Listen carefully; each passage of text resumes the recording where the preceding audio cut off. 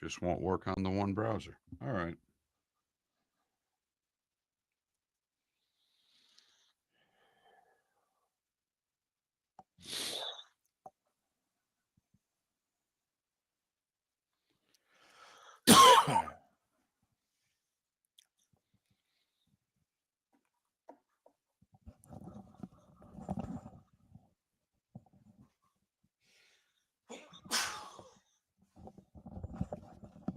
Bless you. Thank you.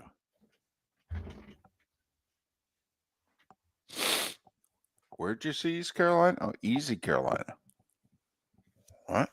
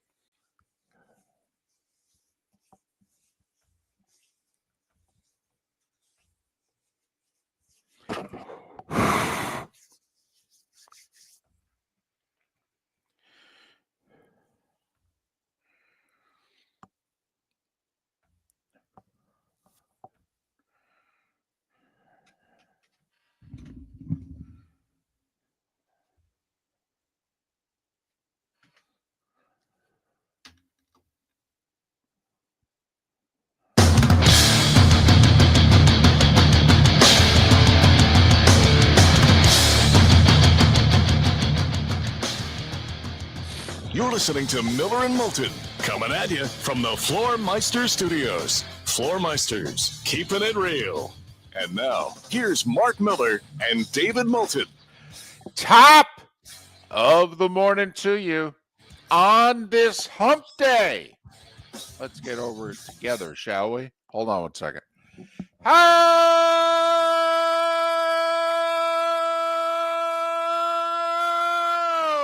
the heck are you, Miller and Moulton? MillerandMoulton.com. Miller_Moulton on X. I figure, Mark, the more I yell, the more we warm up. It's chilly. That advisory, that warning, that watch, what was it you issued? It was a sock and shoe warning that will expire, I believe, tonight. Okay. Well, I'm glad it's in effect now, because whether it's 36 in Jacksonville, 40 in Tampa, St. Pete, or mid to upper 40s in Fort Myers, Naples, this is winter by our standards. Man, this is Arctic blast. This has to end. You were mocking yesterday.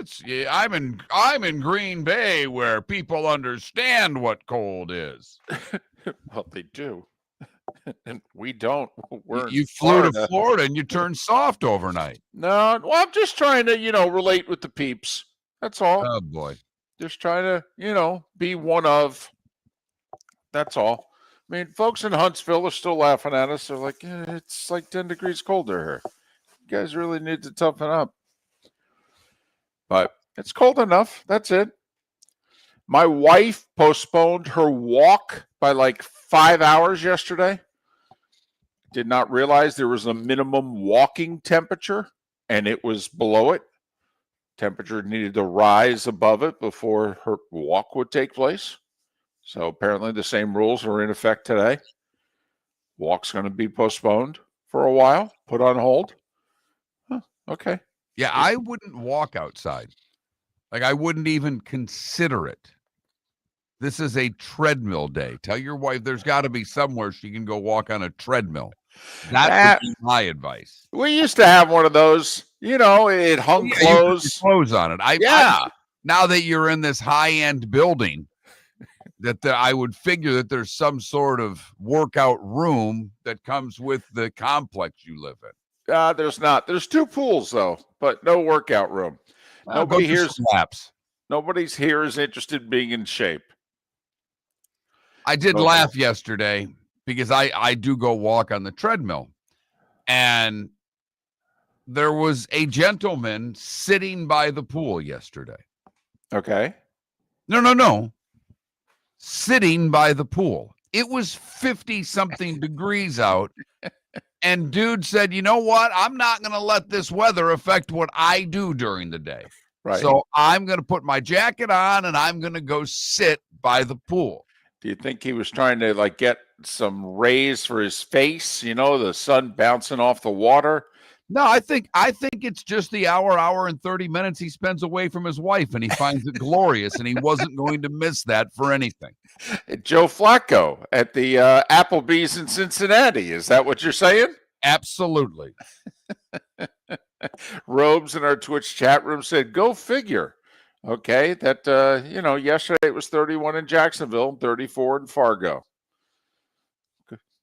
Nice of you to check in, Robes. Hope you and the family are well.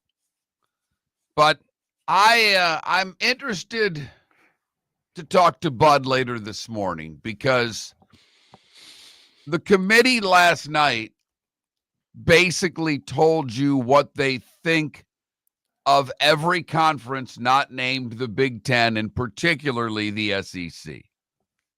Because they bounced BYU from 7 to 12 and said, you know what, BYU?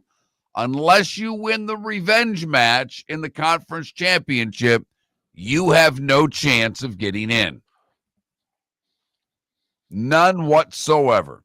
Because if you look ahead as to who Texas and Oklahoma play, if they continue to win, now Oklahoma's got a tough one. They could lose to Alabama and get bounced. But who knows? They could lose to Alabama and go up 2 spots in the polls because they're in the SEC, and that's all that matters.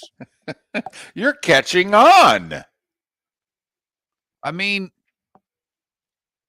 when you start looking, and we did this yesterday, when you start digging down into the wins of these schools, there's no one that's really all that impressive. I mean, Alabama's done a nice job. They beat Georgia. They beat a good Vanderbilt team. They have some wins on their schedule. But the top 3 don't have much. You know, Ohio State had Texas in week 1. Indiana, I still think, had the best win of the year going to Oregon. Texas A&M going to Notre Dame. But to put Texas and Oklahoma ahead of BYU is a bit of a slap in the face to what BYU's done this year. They're a 1-loss team. They had to play a game at 10 in the morning in Lubbock. They lost. Okay. We're going to move them from 7 to 12 on that one. All right. You showed your hand. I get it. And I don't think most people care because I don't think there are a lot of people that get upset about BYU. But if we were to replace BYU in name with a lot of other schools, maybe there'd be a little more anger. But I guess Greg Sankey was right. Let's just have a tournament with 8 SEC teams. We'll call it college softball. What I am most interested about is how far will Texas and Oklahoma fall when they both lose this weekend, but they're losing to the 5th and 4th ranked teams in the country, respectively. It'll be the 3rd loss for Texas, but in fairness to Texas, look at the quality of their losses. Pretty damn good. They will have lost at Ohio State. They will have lost at Georgia. I mean, that is 2 of the top 5. You know, the other loss off the top of my head escapes me. Florida. Florida. That's right. Come on. That's right. Not a good loss. No, not a good loss. And yet they're 10th. Notre Dame, 2 losses is 9th. That's the other thing that the committee is doing for the first time, Mark, so far. The committee is putting 2 loss teams ahead of at least one loss team from a power conference. And actually more than that, because Georgia Tech is what? They're 8-1. And where are 16th. they? 16th. 16th. I mean, now I'm starting to wonder if Georgia Tech beats Georgia, but loses in the ACC title game, will they get an at-large? I mean, that's pretty far down. They put Georgia Tech one spot below Miami. Miami jumped from 18 to 15. Georgia Tech jumped from 17 to 16. But yes, the Hurricanes are one spot ahead of Georgia Tech. They're behind Vanderbilt. Now, I mean, can we just look at that right there? They're behind Vanderbilt. Right. What's Vanderbilt's best win? I think it's Missouri at home. And, once again, are you rewarding the win at the time of the win? Or are you taking a look now at the resume and going, well, Missouri's not even ranked? But I think that's Vandy's best win. It is. Right. It is. And they're rewarding Utah for 2 good losses in their estimation, even though they got their butts kicked against Texas Tech. That was at home, by the way. Texas Tech went into Utah and whooped them, and they lost a close one in the Holy War to BYU. But Utah is 2 spots ahead of Miami. Now, Miami's losses are ugly. We get it. They did beat Notre Dame. Yeah. And that seems to mean nothing to this committee. Nothing. Well, the only thing it means is that they're willing to rank 2-loss Miami ahead of 1-loss Georgia Tech because of that win over Notre Dame. But, I mean, how does Miami not ranked ahead of Utah? Explain that to me. They beat Notre Dame. But first off, Miami should be ranked ahead of Notre Dame. They played head-to-head. Who won? Miami. But they're not going to do that. We've told you that for a month. I mean, it certainly appears as if the last chance for Notre Dame to be knocked out of the playoff realistically is this coming Saturday. Right. That if they go to Pitt and win, and by the way, will Pitt then drop out of the rankings? Because that'll really hurt Miami for when they play Pitt. And obviously, they're hoping to win. But if Notre Dame beats Pitt, is that essentially a play-in game for Notre Dame?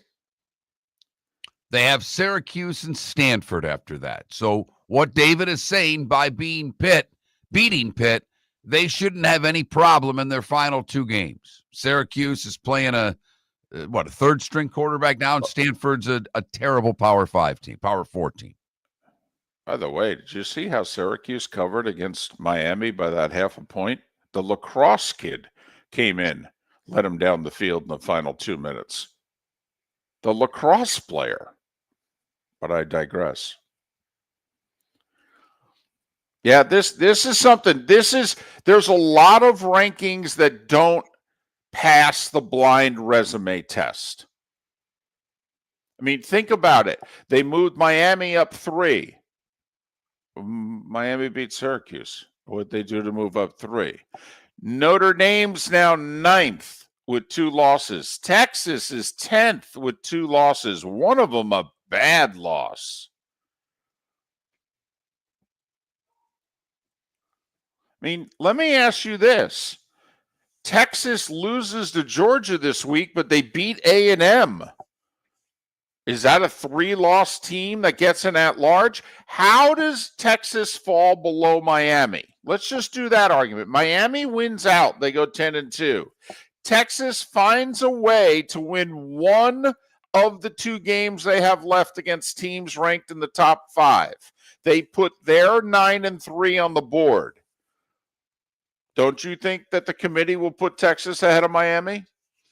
Well, David, I have no idea what the committee will do because it seems that the committee has no idea what they will do. Your roof is your home's first line of defense. At Pelican Roofing of Florida, Ronnie, John, and their team bring years of experience to protect what matters most, your family and your business. From residential repairs to large-scale commercial roofing, we deliver honest work, fair pricing, and quality you can trust. An upgrade on your roof can lower your insurance costs. Don't wait for a leak to turn into a disaster. Call the experts at Pelican Roofing today. 1-866-9-PELICAN. That's 1-866-9-PELICAN. Online at pelicanroofingcompany.com. CCC 1332512. Let's talk the big differences between Floor Meisters and the big box store that sells flooring. Floor Meisters is family owned. They do flooring, not doors, nuts and bolts, or weed killer.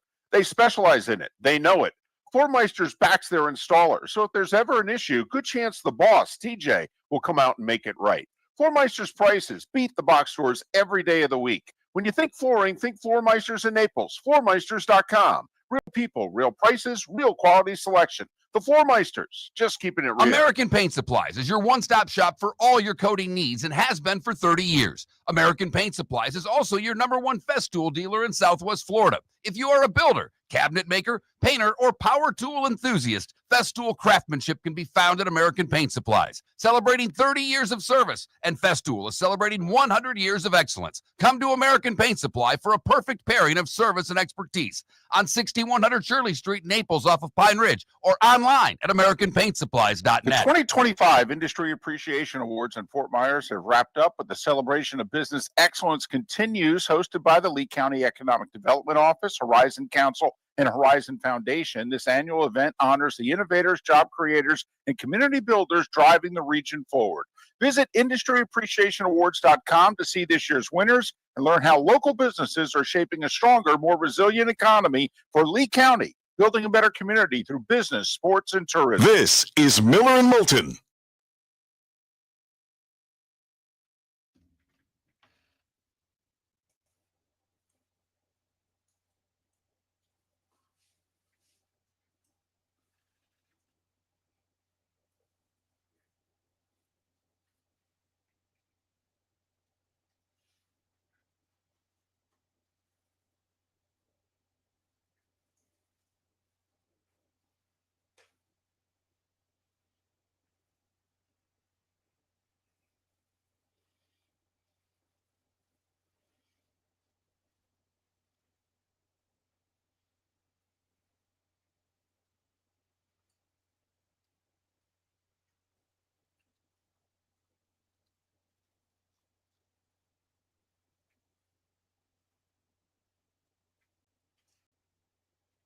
Yeah, Kevin Ball. If they're both undefeated, they're both getting a bye.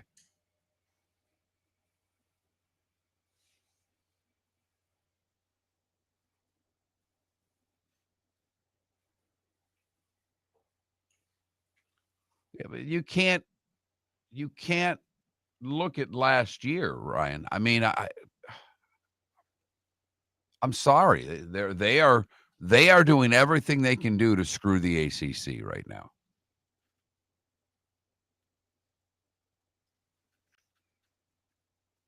Don't get me wrong, the ACC helps themselves in doing this, but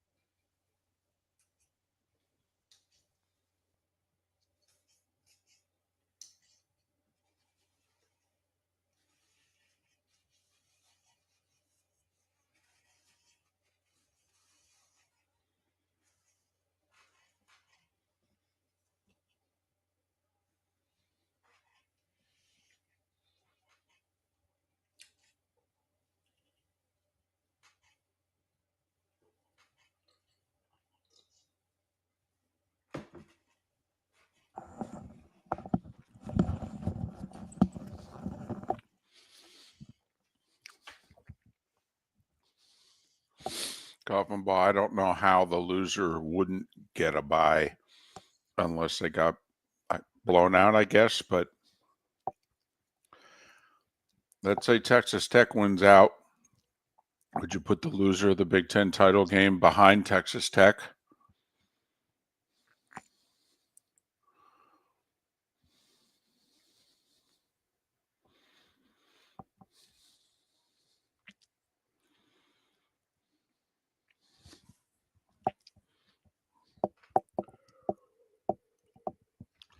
I know you can't watch those TikToks, and I forgot when I sent it to you, but David, he does a bit where he's talking about the Democrats blowing it in the shutdown.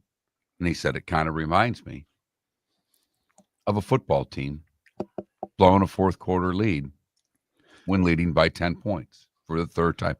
He starts playing clips of Schumer followed by Dayball, and they're saying the same thing.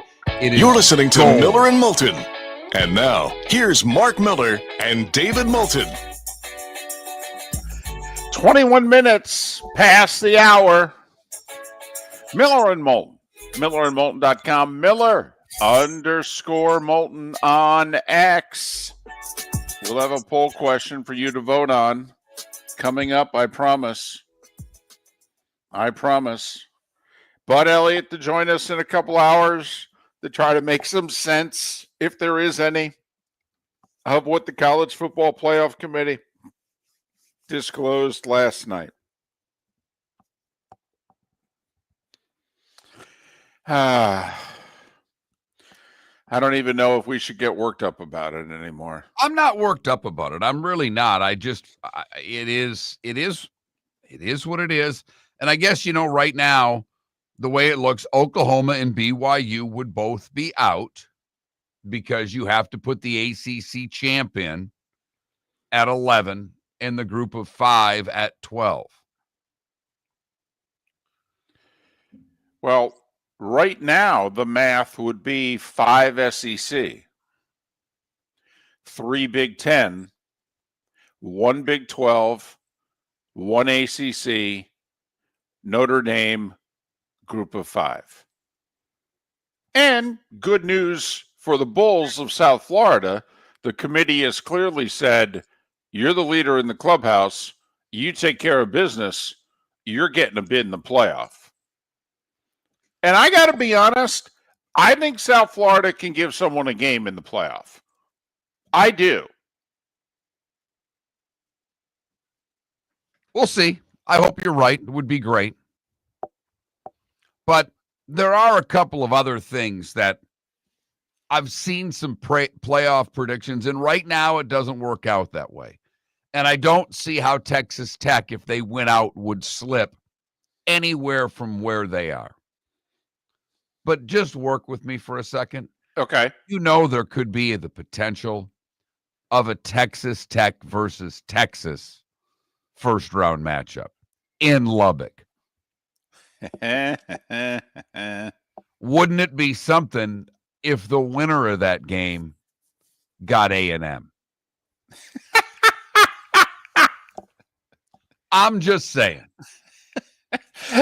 This little regional here, to go NCAA basketball, this little regional, we're just going to let the Texas schools battle amongst themselves.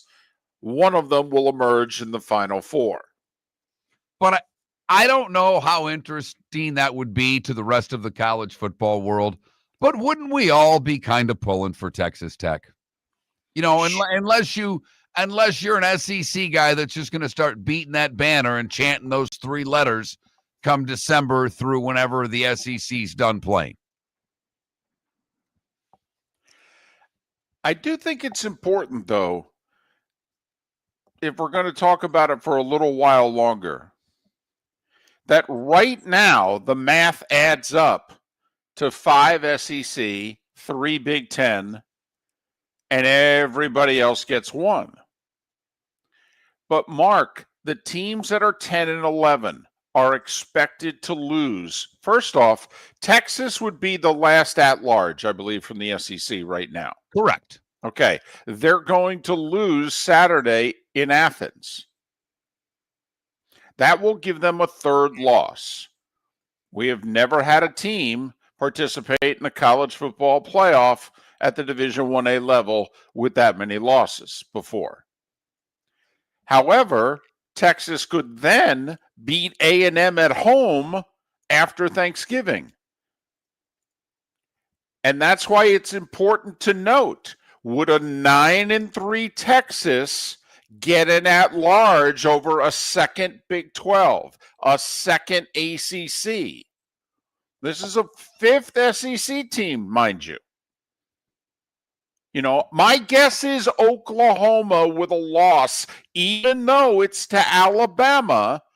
I'm guessing Oklahoma with a loss is out. Because if for no other reason, Mark, if they then post a 9-3, they will have lost to Texas. So Texas would be slotted at least one spot ahead of them. So I'm not worried as much about Oklahoma getting the at-large over an ACC or Big 12 school right now. But we're talking a 9-3 Texas with a bad loss on the resume. Florida. Might not be bowl eligible, Florida. And Mark, I believe they would be slotted ahead of a second ACC, ahead of a second Big 12. Well, there's one thing that I'm just going to – I see exactly where you're coming from. And I know that they've already beat this team. But if they lose that third game and beat A&M and Vanderbilt wins their remaining two games, one of which will be against, wait for it, number 23 Tennessee, who stays in the rankings, would Vanderbilt then have a shot at 10-2 of getting the last at-large bid? Now, that would be an interesting debate, just those two. Who do you rank higher? 10-2 Vandy, whose best win would be? Tennessee. Okay, but remember, by beating Tennessee, they will likely knock them out of the poll. I'm just telling you that would be their best win. Right, but Texas will be 9-3 with two of the losses. Pick which one of these next two showdowns you think they'll win or lose. Okay, they will have lost at Ohio State, and let's just say they lose at Georgia. I mean, that's two road losses to top five teams. Right. Then they beat A&M, they lose to Florida. No, David, I got you. And they won head-to-head, but head-to-head doesn't seem to matter because they've got Notre Dame ranked 6 spots ahead of Miami. We all know who won that game. Right.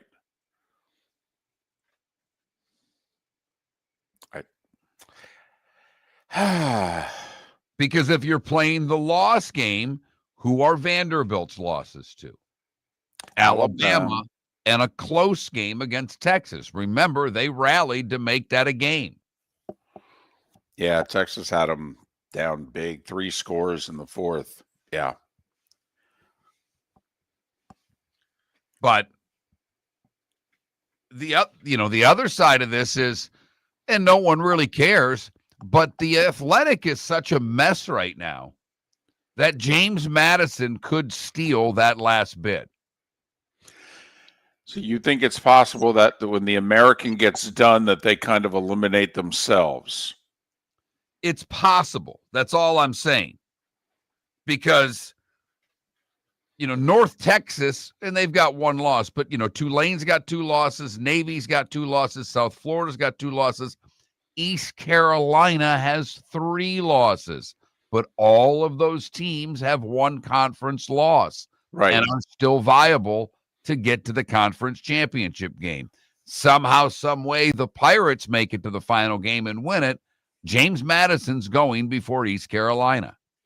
I would agree with that.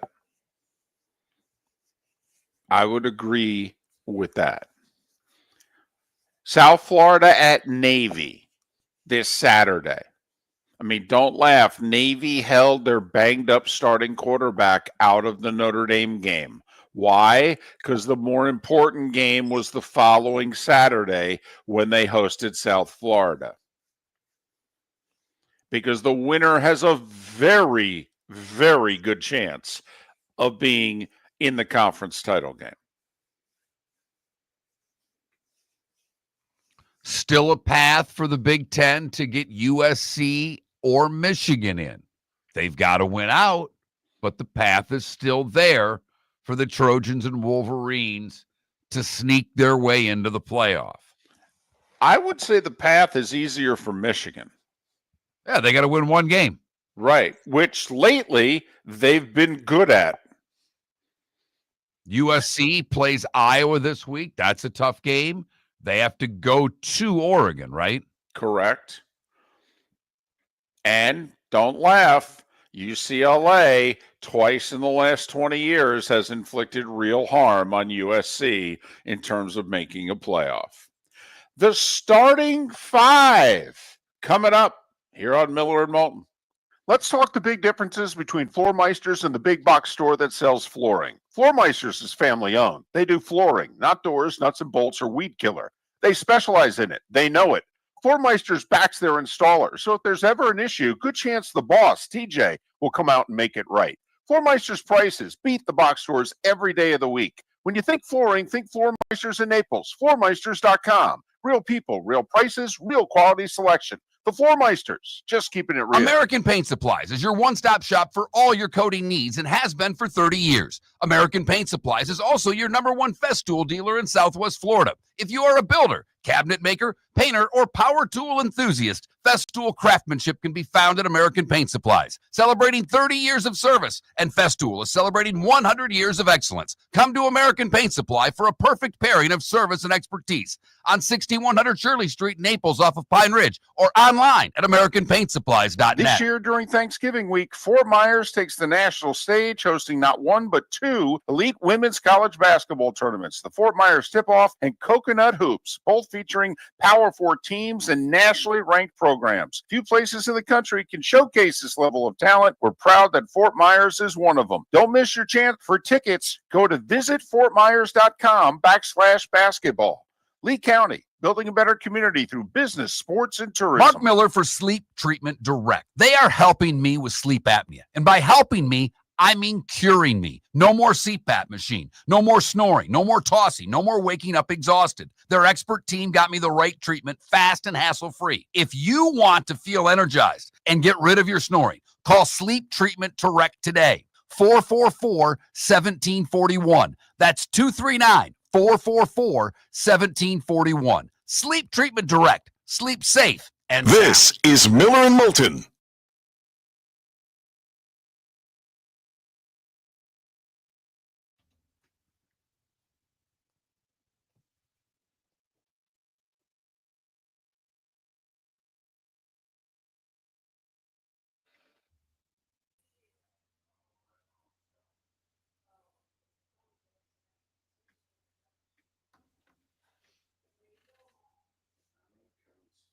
Brian, I don't think they can reach the playoffs. I mean, they can get to the championship game. I think if James Madison runs the table, they'd get in before ECU.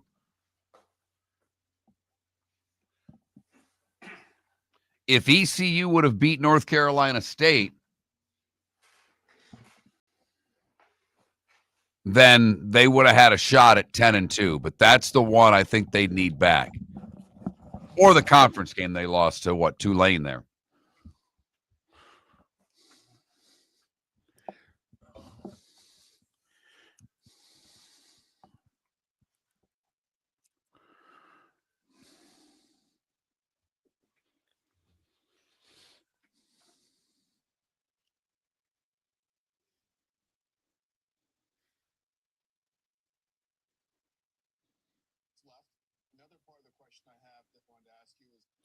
Now, Coffenbaugh, it's true. Ohio State has to beat Michigan first to make the Big Ten title game. But would Ohio State, even with a loss to Michigan, still get a bye?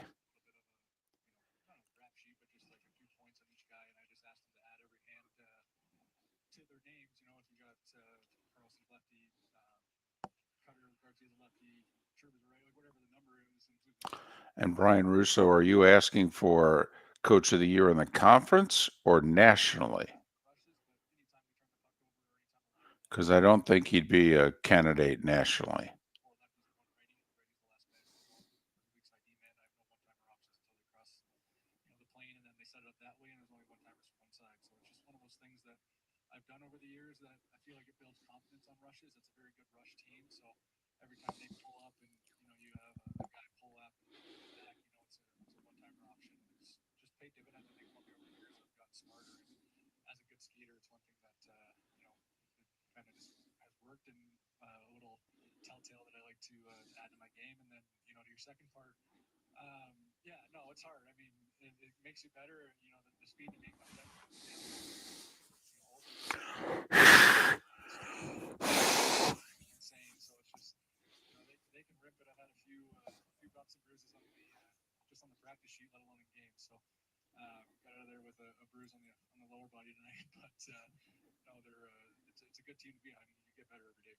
Reggie, we should give you a headset when you're backing up. You could be an analyst the way that you break down the game. Jesus. I would love it, Biz. You know I'm coming for your job when I'm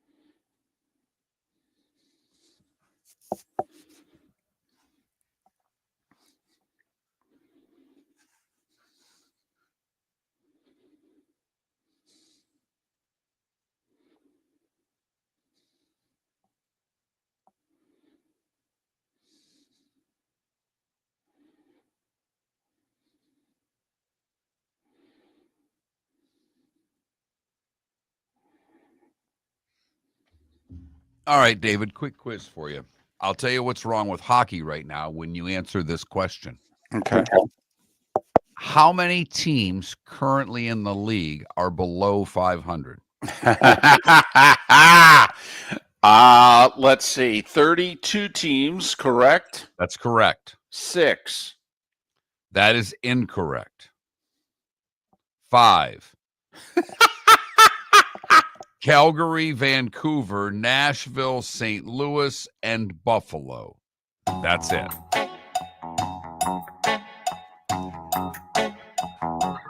You're listening to Miller and Moulton. And now, here's Mark Miller and David Moulton. 22 minutes to the top of the hour. 2 hours until Bud Elliott joins us. Here on Miller and Moulton, millerandmoulton.com, Miller_Moulton on X. Got a lot to get to. So I say we get to it. Time now for The Starting Five. 5 big stories you need to know. Here is The Starting Five. The Starting Five, brought to you by Lee County in Florida. Chile, Lee County in Florida. But when they're not Chile, they are building a better community through business, sports, and tourism. Think BLT, only we replace lettuce with sports. College Football Playoff Committee. They posted their rankings for the second time. No change in the top 5. Ohio State, Indiana, A&M, Bama, Georgia. Texas Tech did move up to 6. Makes you wonder if the Red Raiders run the table and they're 12-1 Big 12 champs. Could they get a bye? Ole Miss 7, Oregon 8, Notre Dame up to 9, Texas in the top 10. It's noteworthy, 9 and 10, a pair of 2-loss teams. Miami rated the best ACC school. or at least the best ACC school season so far. They jumped ahead of Georgia Tech, and the Canes are 15th. Can Miami get an at-large if they don't make the ACC title game? Doesn't look like it, especially considering Notre Dame plays Pitt and Miami plays Pitt. And if they both beat them, how is Miami going to leapfrog Notre Dame or a fifth SEC school? And that's what the conference is in line to get right now. South Florida, by the way, the highest ranked group of 6 school. They're number 24. 8 SEC schools ranked, 4 in the top 7, 6 in the top 11. 6 Big 10 schools, 5 ACC, 4 Big 12. There are now 4 confirmed matchups of ranked teams this coming Saturday. 9th ranked Notre Dame at 22nd ranked Pitt. Game day will be there. First time in 20 years, game day will be in Pittsburgh. 11th ranked Oklahoma at 4th ranked Alabama. 21st ranked Iowa at 17th ranked USC. And 10th ranked Texas visiting 5th ranked Georgia. So there. Of course, those matchups have nothing on Maction last night. Kent State blew an 18-point lead, only to win in overtime, 42-35 over Akron. And Mark, the Broncos of Western Michigan are in first place in the MAC, thanks to their 17-13 home win over Ohio. But that's Tuesday night action. It's a triple header of Wednesday night action coming up tonight. Buffalo, Central Michigan, Northern Illinois, UMass. And let me tell you what a barn burner that is. That's 2 teams combined who I think are 2-16 on the season. Is UMass the last winless 1A football team? Didn't Sam Houston get a win last week? Sam Houston got a win, David. So you are right. UMass, the bottom team in Division I football. And they're home playing a bad Northern Illinois team, and yet the Illini are still 10.5-point favorites. Could be the last chance for UMass to get a W. Tonight, 7 Eastern on ESPNU. And Toledo's taking on Miami of Ohio at 7 Eastern on ESPN2. To the NFL we go. Season is over for Travis Hunter with the Jags. Surgery to repair a torn knee ligament, not an ACL. It happened in a non-contact situation at practice a couple weeks ago. So Travis Hunter's rookie year is over. 28-year-old Eagles cornerback Jair Alexander stepping away from the game right now to get right mentally and physically. Still coming back from a knee injury, not who he was, and he's not handling it very well. So he needs to get his mind right. He was inactive Monday night in Green Bay for the Eagles, and he'll be inactive for a few more weeks as he takes some time for himself. Shouldn't we all? Meanwhile, the Steelers, they're banged up in the secondary, so they signed 26-year-old free agent Asante Samuel Jr.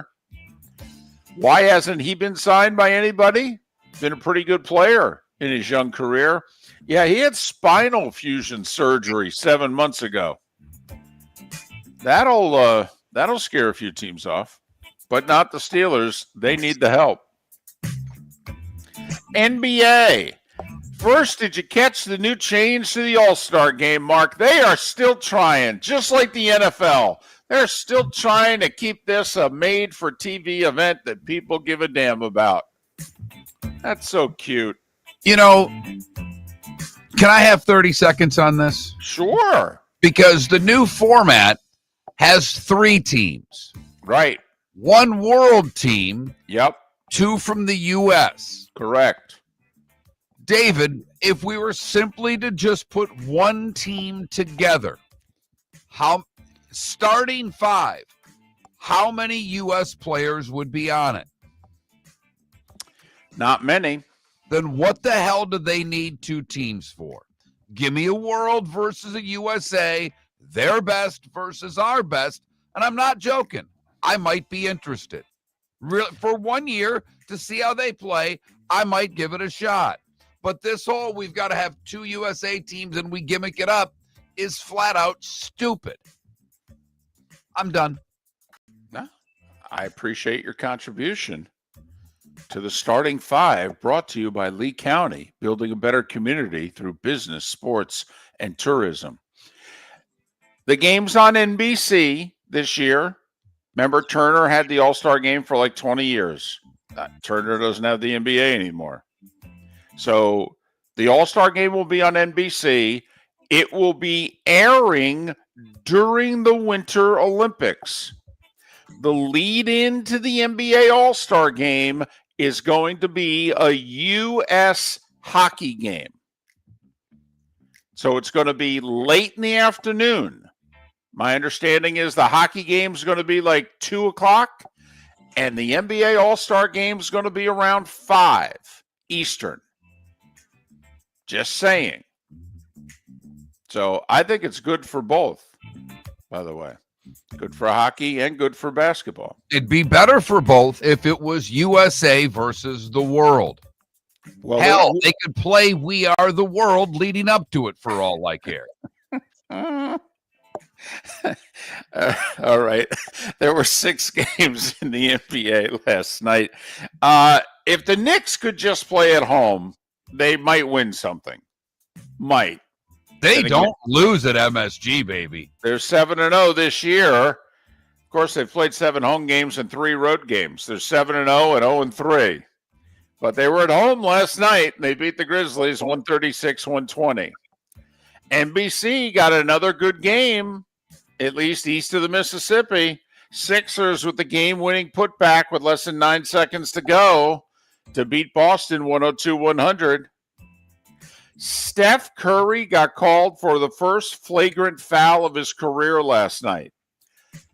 It's the equivalent of some of the roughing the passer penalties that we see in the NFL.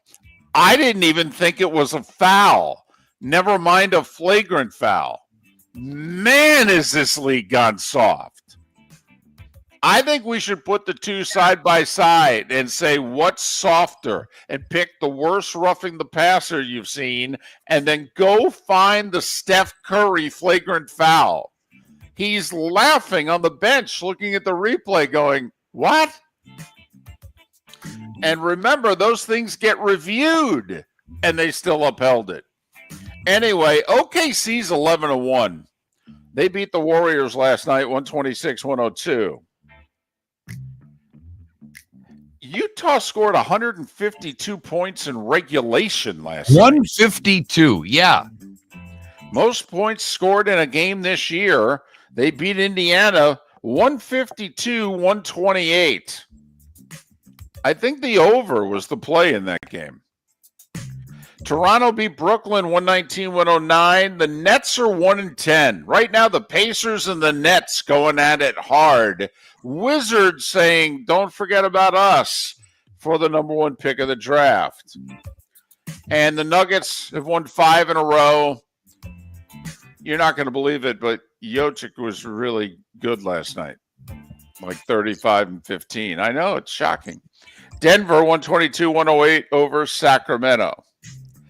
Can somebody explain to me why the Dallas Mavericks fired their general manager, Nico Harrison, yesterday? I mean, you're the one who ordered them to make the Luka trade.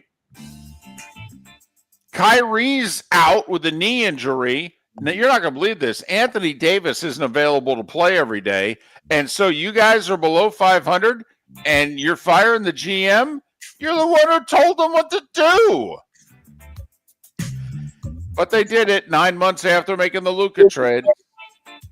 And don't get me started. I could go on for a very long time.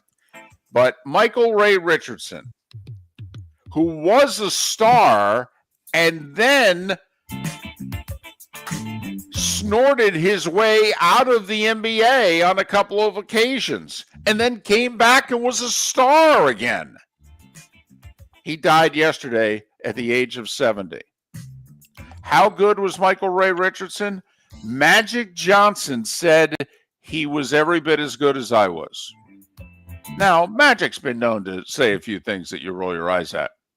But seriously, when they were at their best, Magic, Michael Ray Richardson, and Isaiah Thomas, Michael Ray Richardson may not have been third.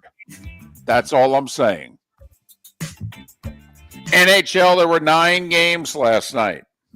Pasternak got 2 goals. He's got 400 in his career. Boston over Toronto 5-3. Goal 400 was sexy. It was. He undressed the goaltender. It was a beautiful goal. It was for a milestone goal too. Outstanding. The LA Kings beat Montreal 5-1. Dallas in overtime 3-2 over Ottawa. Ovechkin got an empty netter. A Capitals player and Freddie Anderson, the Carolina goalie, made contact in the first period. These two teams fought the rest of the game. Washington won 4-1. Ovechkin's got 901. St. Louis 3-2 over Calgary. San Jose 2-1 over Minnesota. The Wild are not good in overtime. McKinnon with 3 assists. Colorado 4-1 over Anaheim. Winnipeg 5-3 over the Canucks. And Columbus in a shootout beat the Kraken 2-1. College hoops last night. Nice move by Duke. They honored A, Veterans Day, and B, a nod to the retired Coach K.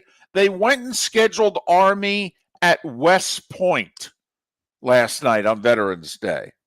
Now, they whooped up on the Cadets 114-59. Coach K was in attendance. He was the coach there previously. So, but nice move by Duke.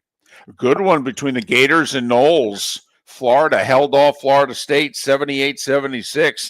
Former Jacksonville standout Robert McRae with 29 in the loss for the Noles. Good one. Louisville held off Kentucky 96-88. Another good one. Illinois 81-77 over Texas Tech. These are all teams ranked in the top 15. You know, I didn't get the final of Creighton Gonzaga. I know Gonzaga was up at the half. Okay. Gonzaga whooped him, David. Okay. And Michigan 90-63, by the way. Damn, it was close at the half. Michigan held off Wake Forest in overtime, 85-84. And 22nd ranked Auburn. They got the better of Wofford, 93-62. UCF a winner, JU a loser. FGCU at home lost a heartbreaker to Georgia Southern, 95-94. Women's rankings are out. You're not going to believe this. UConn's number 1 and South Carolina's number 2. I know, shocking. And it's 7 minutes before the hour. That was the starting 5. 5 big stories. And a Pasternak here on Miller and Moulton. I will add to your Pasternak this Mikhail Brown from Louisville. Fun to watch. Caught a good bit of that game last night. He had 29. He's a freshman. There's a lot of good freshmen in college basketball. Miller and Moulton, a poll question on the other side. Football season is back, and celebrate your game day with Jimmy the Beef Guy. We're talking tender, juicy Chicago beef sandwiches. Whether your party's for 10, 100, or 200, bring game day to your house with Jimmy the Beef Guy. The catering packages come with the beef, the gravy, the peppers, the bread, everything you need. 2 convenient locations, Fort Myers and Bonita Springs. Skip the ordinary and bring the beef. Jimmy the Beef Guy, Chicago flavor, Southwest Florida style. Call today or visit jimmythebeefguy.com. Tell him Miller and Moulton sent you. Got a cracked window or foggy glass? Don't wait for the next storm to make it worse. Your local Glass Doctor Home and Business is just down the road and ready to help. From leaky frames to shattered panes, we've got the tools and the know-how to get your home or business storm ready. With flexible scheduling and our done right promise, you'll be in good hands. So before or after the weather hits, call your neighbors at Glass Doctor. Glass Doctor, Glass Doctor. Call the Glass Doctor. We fix your pains. Oh, yeah. let's talk the big differences between Floor Meisters and the big box store that sells flooring. Floor Meisters is family owned. They do flooring, not doors, nuts and bolts, or weed killer. They specialize in it. They know it. Floor Meisters backs their installer. So if there's ever an issue, good chance the boss, TJ, will come out and make it right. Floor Meisters prices beat the box stores every day of the week. When you think flooring, think Floor Meisters in Naples. Floormeisters.com. Real people, real prices, real quality selection. The Floor Meisters, just keeping it real. Your roof is your home's first line of defense. At Pelican Roofing of Florida, Ronnie, John, and their team bring years of experience to protect what matters most, your family and your business. From residential repairs to large-scale commercial roofing, we deliver honest work, fair pricing, and quality you can trust. An upgrade on your roof can lower your insurance costs. Don't wait for a leak to turn into a disaster. Call the experts at Pelican Roofing today. 1-866-9-PELICAN. That's 1-866-9-PELICAN. Online at pelicanroofingcompany.com. CCC 1332512. The Cape Coral Police Department is growing, and they want you to be a part of it. They're hiring new officers. Starting pay is between $74,000 and $90,000, depending on your experience. And with a $10,000 hiring bonus, you could be making $100,000. Enjoy paid holidays, off-duty details, plenty of OT opportunities. They're also hiring dispatchers and professional staff. So go to capecops.com. capecops.com. Be brave, be best, be Cape. For over 50 years, the Nolan family has been dedicated to protecting local families. Nolan Family Insurance is a second-generation independent agency that specializes in home, flood, auto, and boat insurance. They take the time needed to explain your coverage options and answer your questions so you can make an informed decision that's right for you. If you're looking for an agency that treats you like family, call 941-639-1122 or go to nolanagency.com. That's 941-639-1122 or nolanagency.com. This is Miller and Moulton.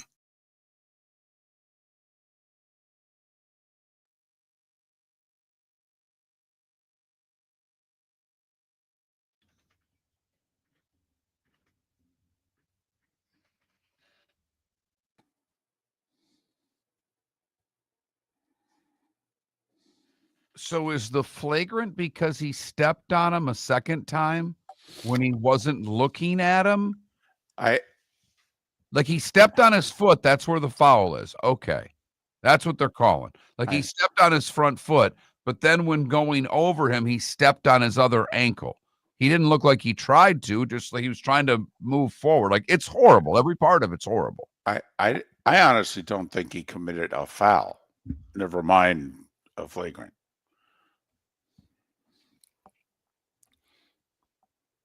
But it was bad, wasn't it? Well, I'm sorry, he didn't step on him. The guy who shot it came down on his foot. Now, don't you have to let them land even though he jumped? I'm giving the referees every benefit of every doubt to call the foul. The foul, David. Right. But Mark, they reviewed that and upheld the flagrant. What did they see that you and I are not stepped seeing? On his ankle when he walked off. That's what they're calling. So he landed on Steph's foot. And then when Steph walked over him, he stepped on his ankle. That's what they're calling. It's horrible. I'm just telling you what I think I see. Okay. All right. You saw more than I did. All right. I have a text here of someone who, this is why the expanded playoffs are a complete joke, is what the texter says. Okay. So do we ask, what playoff in college football do you like better? 4 teams or 12 teams? Just a thought. Sure. I like that.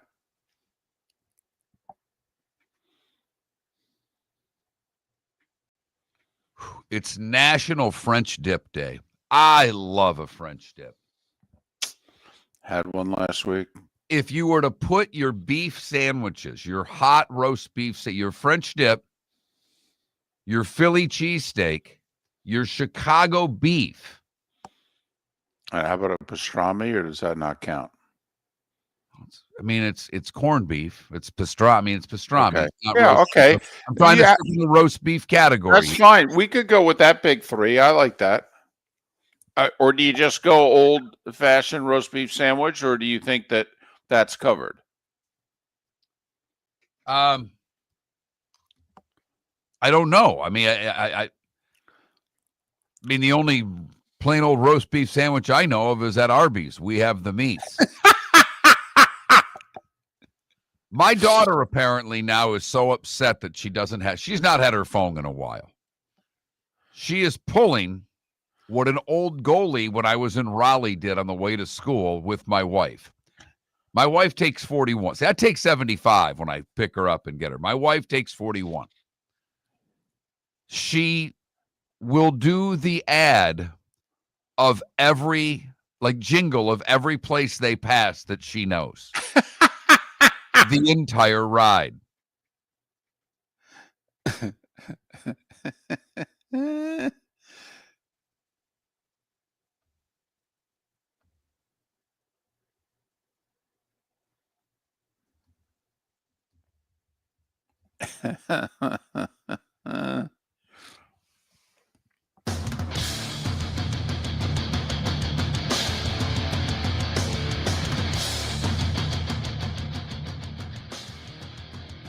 You're listening to Miller and Moulton, coming at you from the Floor Meister Studios. Floor Meisters, keeping it real.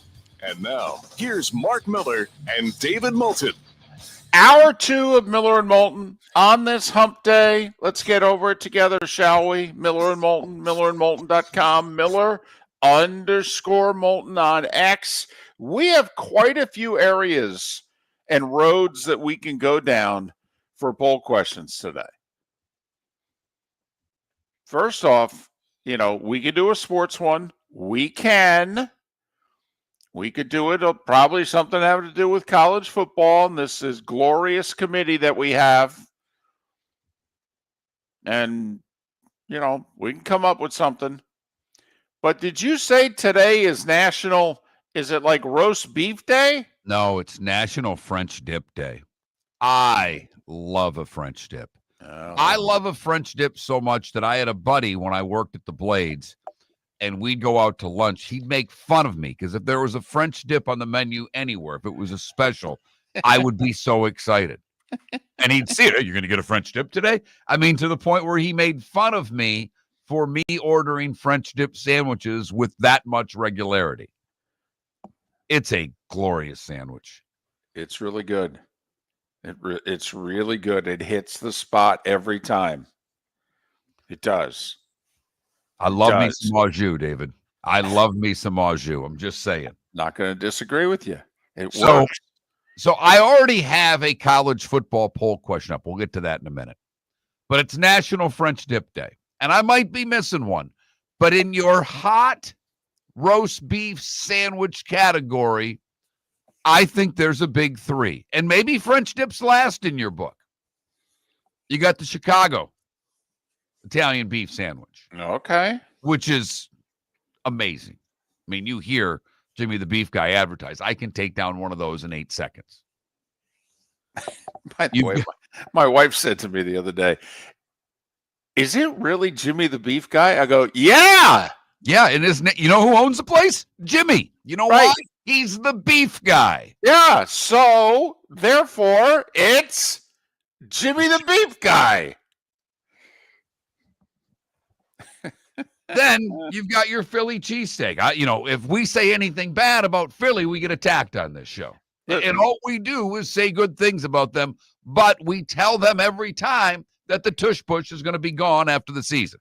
Just for the record, the cheesesteak has nothing to do with the tush push. Okay, they're separate entities unto themselves. Yes. So you got your Chicago Italian beef, you got your Philly cheesesteak, and you got your French dip. Now, the fact that 2 of these sandwiches just ooze Americana, Chicago, and I know it says Italian beef, Chicago, Philly, and then the French. And I know what we all think about the French. All they do is start a bunch of wars, and we got to clean up their crap. We've been paying them back since 1776. Plus, they gave us the lady in the harbor. They really were nice to Give us. us the statue. I mean, Yeah. come on. I mean, first 100 years, they were really good to us. They were. Really? We've been cleaning Really? up. Yes, they were. It was us against big ass Britain, and they helped a lot. Look it up. Summer of 1777. They came through for us. Big. They're just pissed we fleeced them out of the Louisiana Purchase. I mean, let's not kid yourself. They still gave us the lady in the harbor, though. They couldn't have been that, too upset. First 100 years, the relationship was fantastic. Last 150, it's been strained. But we've been there for them when they've needed.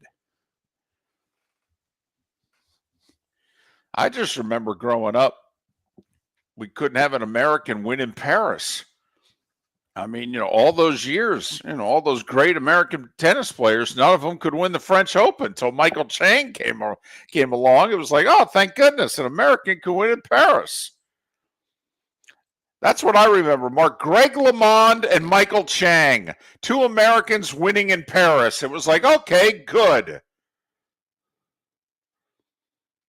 So I did see a suggestion in the chat room for a hot brown.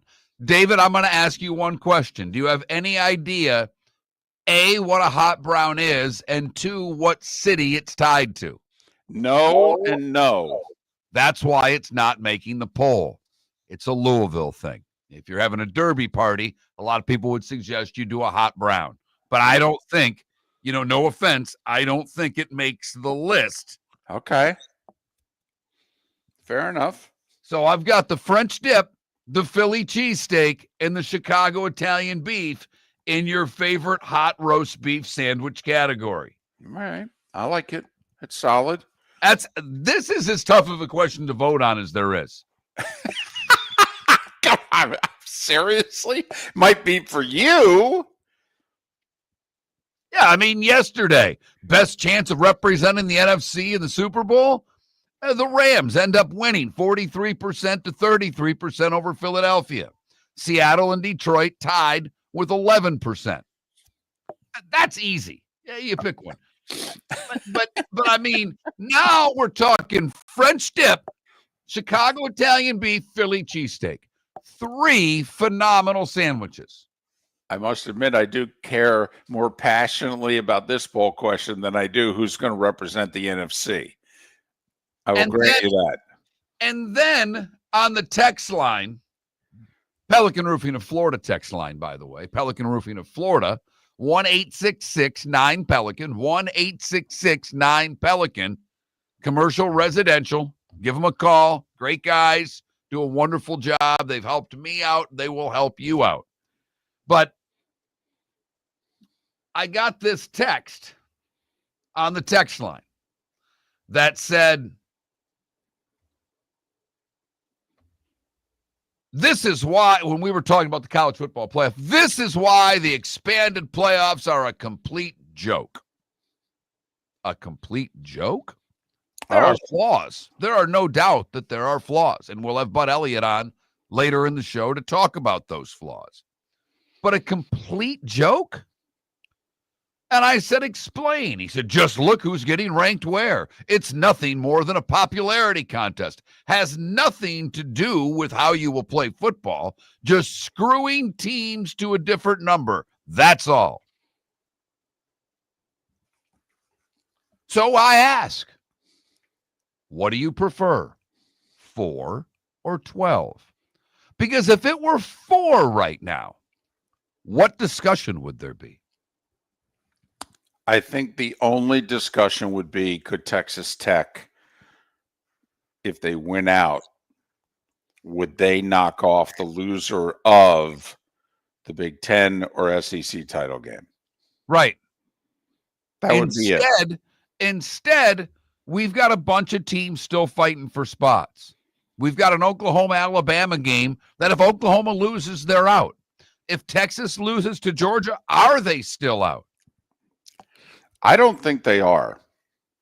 That, to me, more so than the committees desperately wanting Notre Dame to be in the playoff, I think the committee is going at least that far, if not farther, to not only ensure that Texas would be in the playoff if they win out.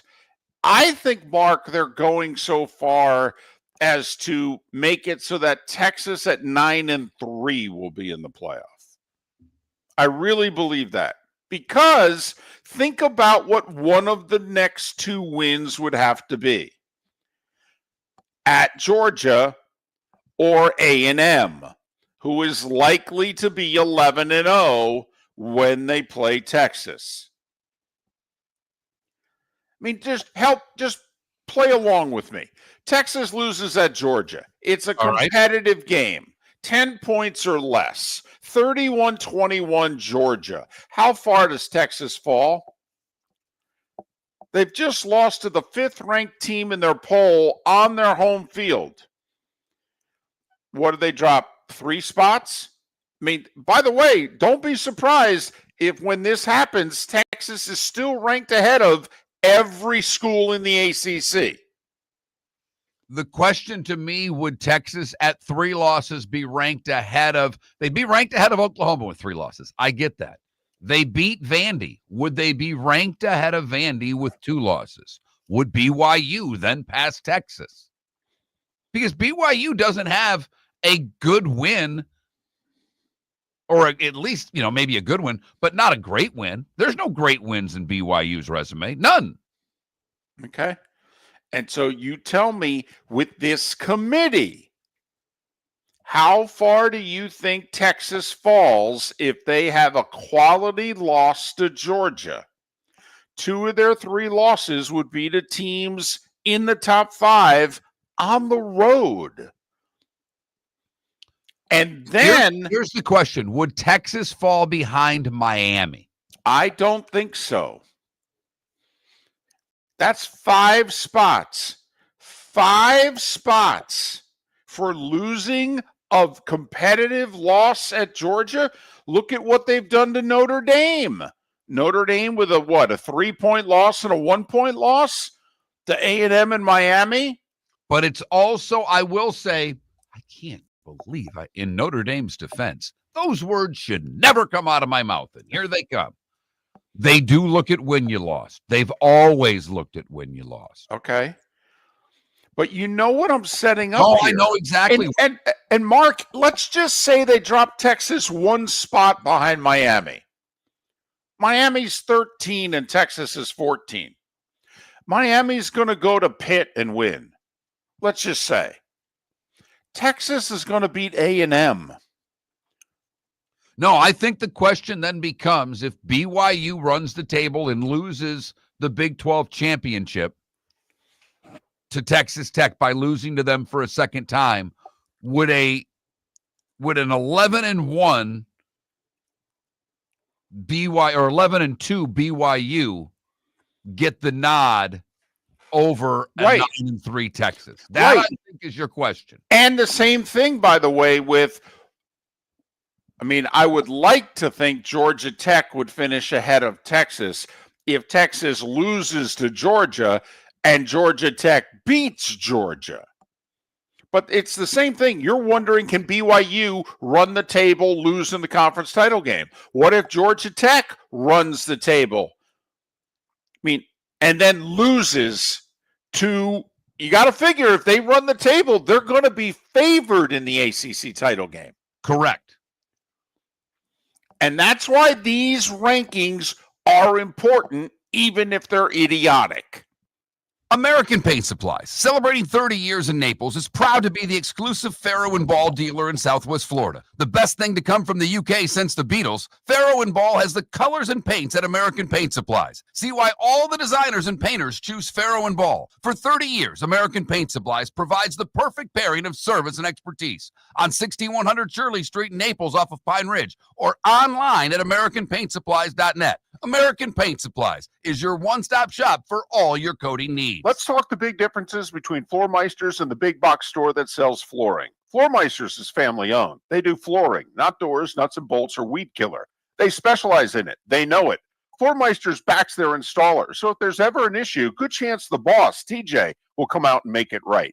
Floor Meisters prices beat the box stores every day of the week. When you think flooring, think Floor Meisters in Naples. Floormeisters.com. Real people, real prices, real quality selection. The Floor Meisters, just keeping it real. For over 50 years, the Nolan family has been dedicated to protecting local families. Nolan Family Insurance is a second-generation independent agency that specializes in home, flood, auto, and boat insurance. They take the time needed to explain your coverage options and answer your questions so you can make an informed decision that's right for you. If you're looking for an agency that treats you like family, call 941-639-1122 or go to nolanagency.com. That's 941-639-1122 or nolanagency.com. Think we only fix windows? Think again.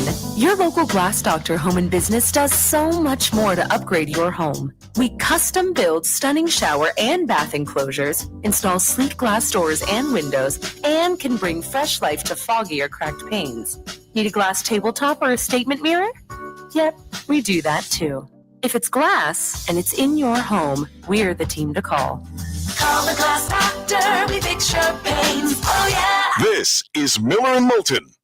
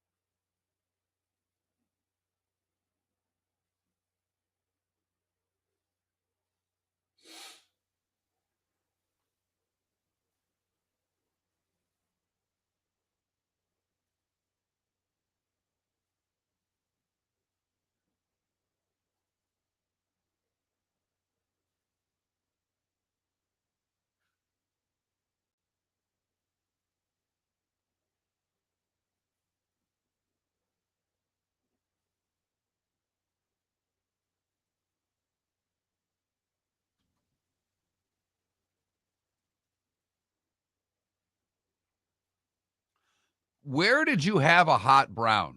Because I think most of you are in Southwest Florida. Who serves a hot brown? I can't say I've ever had a hot brown. I don't want to discriminate against a hot brown, but I've never even, I think I've seen one at our country club like Derby week once, and I didn't get it.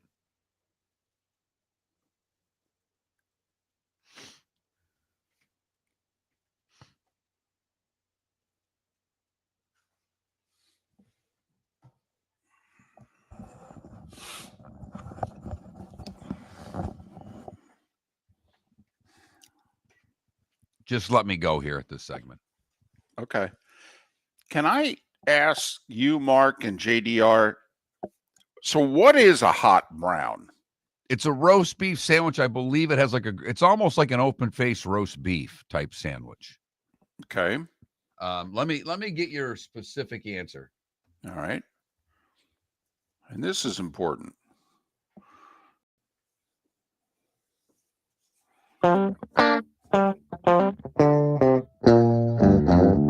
You're listening to Miller and Moulton. And now, here's Mark Miller and David Moulton.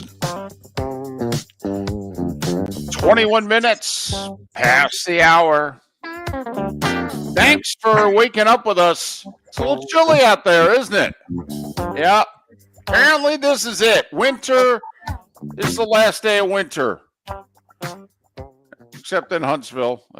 You guys, winter's going to be periodic for the next 3 months. But this apparently is the last day of winter before winter even started in Florida.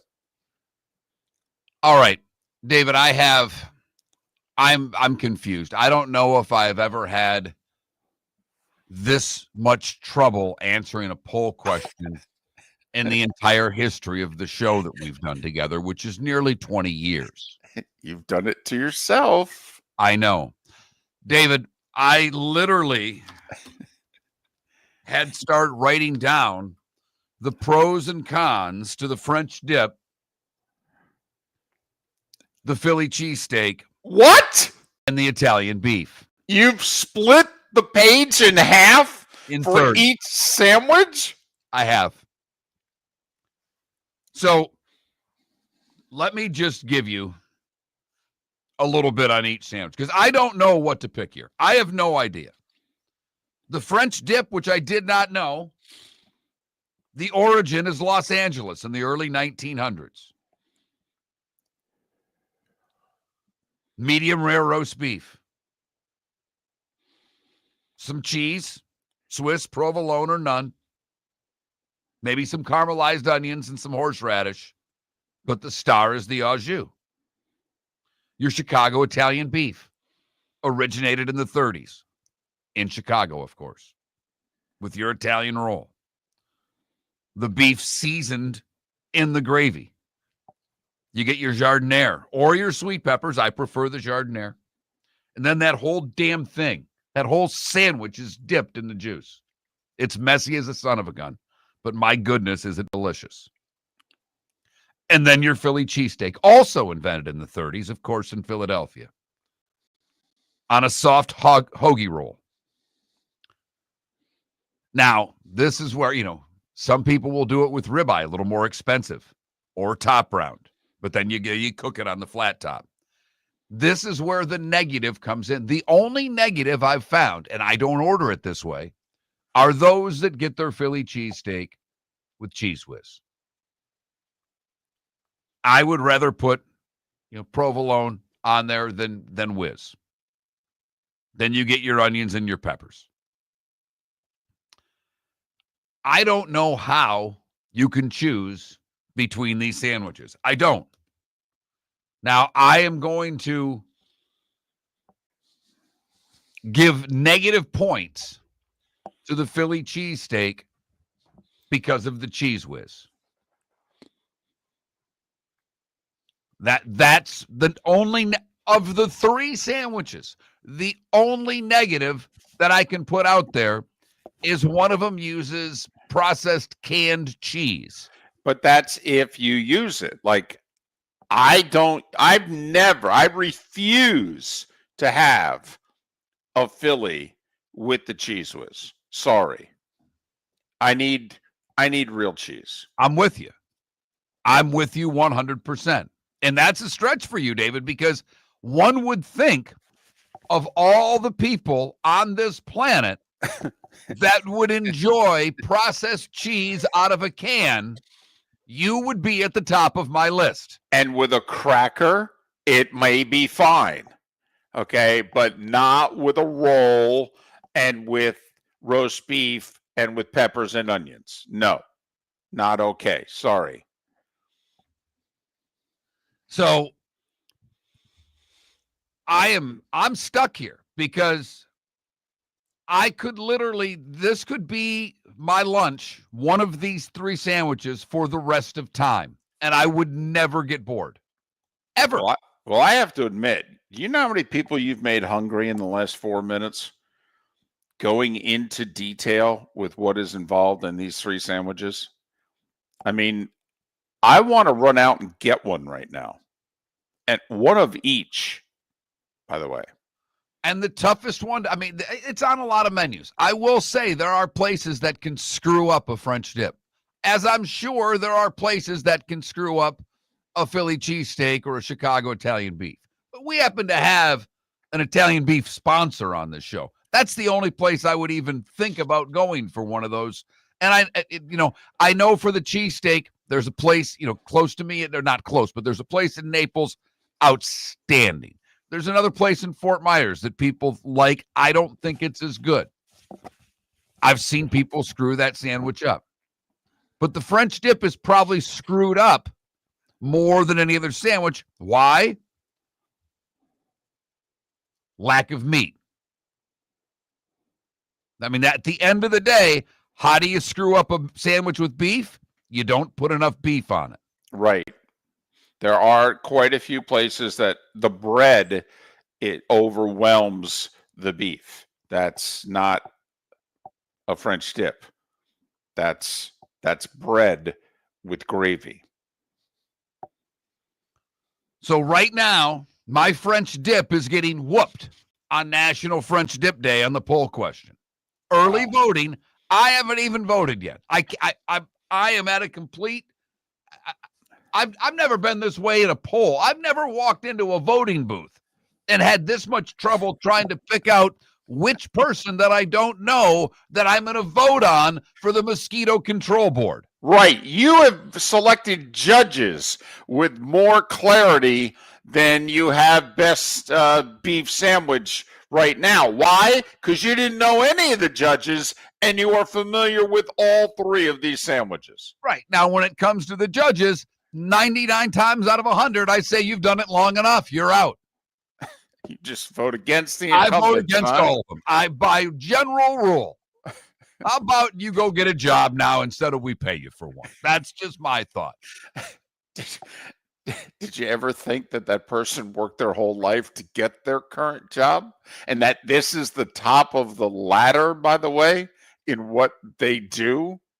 Pretty much. I mean, it takes a lot to move over to the next categories. I mean, for most everybody you have voted against, that is the top of their profession. You know what? It's a valid point. Yet, most times, David, I vote the judges out. And I think you do too, by the way. Well, I do. And once again, this has to do with the fact that Miller and Moulton haven't fared well in front of judges. But I mean, this whole 4 teams, 12 teams in the playoff, that's easy. That doesn't bother me. To me, it's 12 teams going away and it ain't close. Well, I'll be very curious as to those who vote 4. Okay, that you truly think 4 is better than 12. That interests me. Right now, 3 out of 4 voting for a 12-team playoff, but 25% of the audience voting for the 4-team playoff. On the other hand, the Philly cheesesteak doing very well in early voting. Very well. It's a really good sandwich. It's a great sandwich. I don't know what to do with this vote. I really don't. I'm the one that came up with the damn question, and I have no idea what to vote on. A sidebar Philly cheesesteak question would be, which way do you prefer it? Real cheese or Cheese Whiz? And I'd have to have a long talk with people who say Cheese Whiz. I'm curious how many people have had it with Cheese Whiz, because you pretty much got to go to Philly to get them that way. Not a lot of places, not that I've encountered. You get outside of Philadelphia, how many places have you gone to who serve it the Cheese Whiz way? I think the place in Naples, you have your choice. I'm pretty sure. Okay, that's impressive. In and of itself, that's impressive. So go vote. I ask you to go vote, even though I am having a hell of a time casting a vote. So are you that person who's behind the curtain in which somebody in line is like, hey, hurry up, for goodness sakes. This isn't that hard. That's me. Your roof is your home's first line of defense. At Pelican Roofing of Florida, Ronnie John and their team bring years of experience to protect what matters most, your family and your business. From residential repairs to large-scale commercial roofing, we deliver honest work, fair pricing, and quality you can trust. An upgrade on your roof can lower your insurance costs. Don't wait for a leak to turn into a disaster. Call the experts at Pelican Roofing today. 1-866-9-PELICAN. That's 1-866-9-PELICAN. Online at pelicanroofingcompany.com. CCC 1332512. I love finding that special buy, that one-of-a-kind item that I know nobody else has, that we're proud to show and represent. Don't be intimidated. Our sales team is not commissioned. They're here only to be here for you. They're here to educate. They're here to listen to you, listen to what your needs are, and help you find the perfect diamond and marry it with the perfect ring. You're going to find it here. It's here. This is what we do, and this is what we've done for over 20 years. American Paint Supplies, celebrating 30 years in Naples, is proud to be the exclusive Farrow and Ball dealer in Southwest Florida. The best thing to come from the UK since the Beatles, Farrow and Ball has the colors and paints at American Paint Supplies. See why all the designers and painters choose Farrow and Ball. For 30 years, American Paint Supplies provides the perfect pairing of service and expertise on 6100 Shirley Street in Naples off of Pine Ridge, or online at AmericanPaintSupplies.net. American Paint Supplies is your one-stop shop for all your coating needs. This year during Thanksgiving week, Fort Myers takes the national stage, hosting not one but two elite women's college basketball tournaments, the Fort Myers Tip-Off and Coconut Hoops, both featuring Power 4 teams and nationally ranked programs. Few places in the country can showcase this level of talent. We're proud that Fort Myers is one of them. Don't miss your chance. For tickets, go to visitfortmyers.com/basketball. Lee County, building a better community through business, sports, and tourism. This is Miller and Moulton.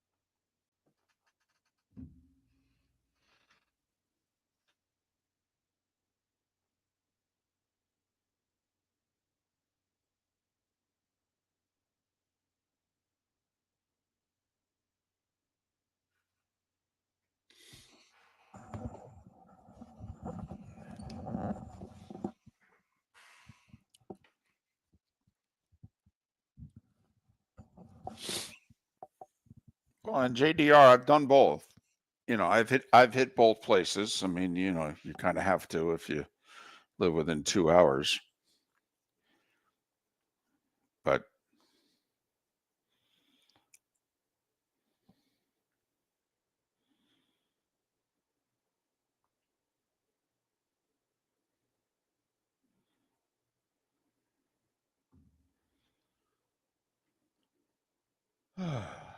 it's tough to argue that you like the taste of the whiz over the taste of cheese. I mean, now I understand the whole argument about it's a Philly if you put whiz on it. Okay, that I could get, because otherwise, if you don't, it's a hot roast beef sandwich with cheese. Okay, I can give you that, but I don't know.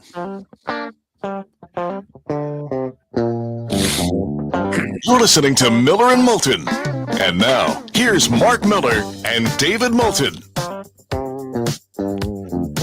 Have you voted yet? Because I kind of feel as if we're not going to get you back doing the show until you figure out which way you're voting on this National French Dip Day and which beef sandwich is the best. And, we got enough people who are wondering why, pastrami or corned beef's not a part of it. And it's like, listen, it doesn't fit the category, okay? We're limiting the category.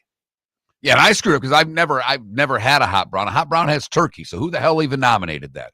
If you know what's on it, you knew what the category was. Don't be ruining a great sandwich debate by putting your turkey on there.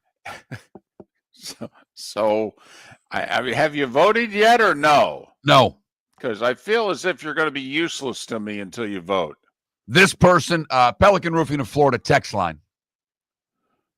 21,000 is the number.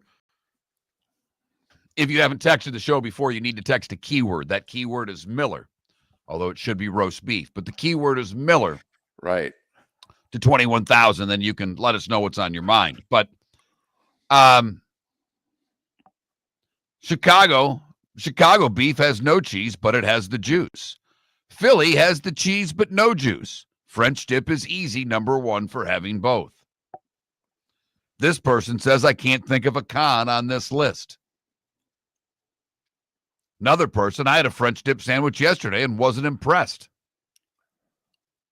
Yet, someone comes after you. David likes American cheese. That's not cheese. And then you have to have been with the show for a while. But I've had a bone to pick with a certain former professional athlete because this professional athlete broke my heart in 1987. His name is Kent Herbeck. I'm like, wait a minute. We're going Kent Herbeck now? Texter says, I bet Kent Herbeck orders his Phillies with Cheese Whiz. Yeah! Yeah, that's a quality text right there. That's double hit you where you hurt. That is funny. I am staring at the question and I can't vote. It's unbelievable. Can we talk about college football? David, bring up, is there a baseball free no, agent? Actually, can I? Manager of the year? Is there something you want to get to? No, I have actually something I'd like to get to, in which I listened to a lot of sports talk radio yesterday. Did the show from Green Bay, as you know, if you were with us, but I flew out of Chicago home. That's a 3-hour ride. I had someone that I had to drop off at the Green Bay airport, and I stopped off and had lunch, but I ate it in the car. I listened to 4 hours of sports talk radio yesterday, which I don't normally do, because if I listen to sports talk radio, I listen national. But I listened to 2.5 hours of Wisconsin sports talk radio, Green Bay / Milwaukee, and then I listened to an hour and a half of Chicago sports talk radio. First off, The Bears fans, they are so happy. They're ahead of the Packers in the standings in November. You can only imagine what Chicago Sports Talk Radio was like yesterday. But this I found interesting. How many times is the local narrative different from the national narrative in either direction? Like in Jacksonville, only in the last 20 days have people in Jacksonville began to think what people nationally have been thinking for a year and a half, that Trevor Lawrence may not be that good. Bingo. Okay, it's only hit Jacksonville like a weather storm in the last 2-3 weeks. But my guess is in Chicago, from what I understand, and I could be wrong, David, they were about ready to get rid of Caleb. They were done with him. They wanted that he's a bust, he's no good. And I would think, because the national media didn't anoint him or anything like that, but certainly didn't say he was a bum. And Chicago's quick to turn on coaches, teams, players. They are. But for what it's worth, the Chicago narrative about Caleb is still to be determined. But wow, this year is so much better than last. Maybe this Ben Johnson guy can salvage him. That they know he's not elite, but they think he might be decent. We'll watch and wait and see. Here's the narrative I found fascinating. How many of you, and I'm assuming the majority of our listeners, are not Packers fans and are not from Wisconsin? How many of you think that Jordan Love is average at best? How many of you think that Matt LaFleur is not a good coach? Overrated. His career was made by Aaron Rodgers, and he's been hanging on largely since. And that, quite frankly, if you take away the one playoff win in Dallas, what has he or they done in the last 3 years? Because that's what I listened to yesterday. And I don't hear much of that nationally. No, nationally, Jordan Love is the second coming, for crying out loud. I mean, how much grief do I get? Because I've been pretty firm for a couple years. I'm not a Jordan Love believer. I'm not. You never have been. Not Nope. from day one. Nope. And Pat Kerwin has been slowly coming to your side. And, Pat, a couple of weeks ago on the show, said, Jordan Love always makes that thrower four that's terrible. Well, Mark, and you go back to the San Francisco playoff game. Well, I go back to his senior year at Utah State, okay, to be honest, in which I bailed on Jordan Love. But yes, I definitely go back to the playoff game in San Francisco. He cost them that game. I can go into detail as to how much he cost them that game. It should have been the Lions hosting the Packers in the NFC title game that year. And Detroit would have gone to their first Super Bowl. But I'll just leave that out there. Mark, I listened to 2.5 to 3 hours of people who make my feelings about Jordan Love look, wow. You're down on him a little bit. Wow. He's not the guy. He's not the answer. Okay, we're going to have to move off of him. How can we do that with the contract? And let me tell you, do Packers fans want a new coach? They'll settle for a new play caller, but they really are sick and tired of Matt LaFleur. Mark, can you quickly look up Matt LaFleur's record as the Green Bay Packers head coach? And I'm not kidding. There wasn't 3 hours. I listened to Green Bay. I listened to Milwaukee. I listened to Chicago.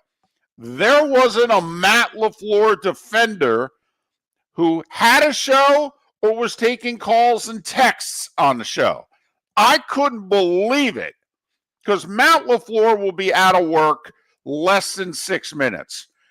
But, Mark, What's Matt LaFleur's record as head coach of the Packers?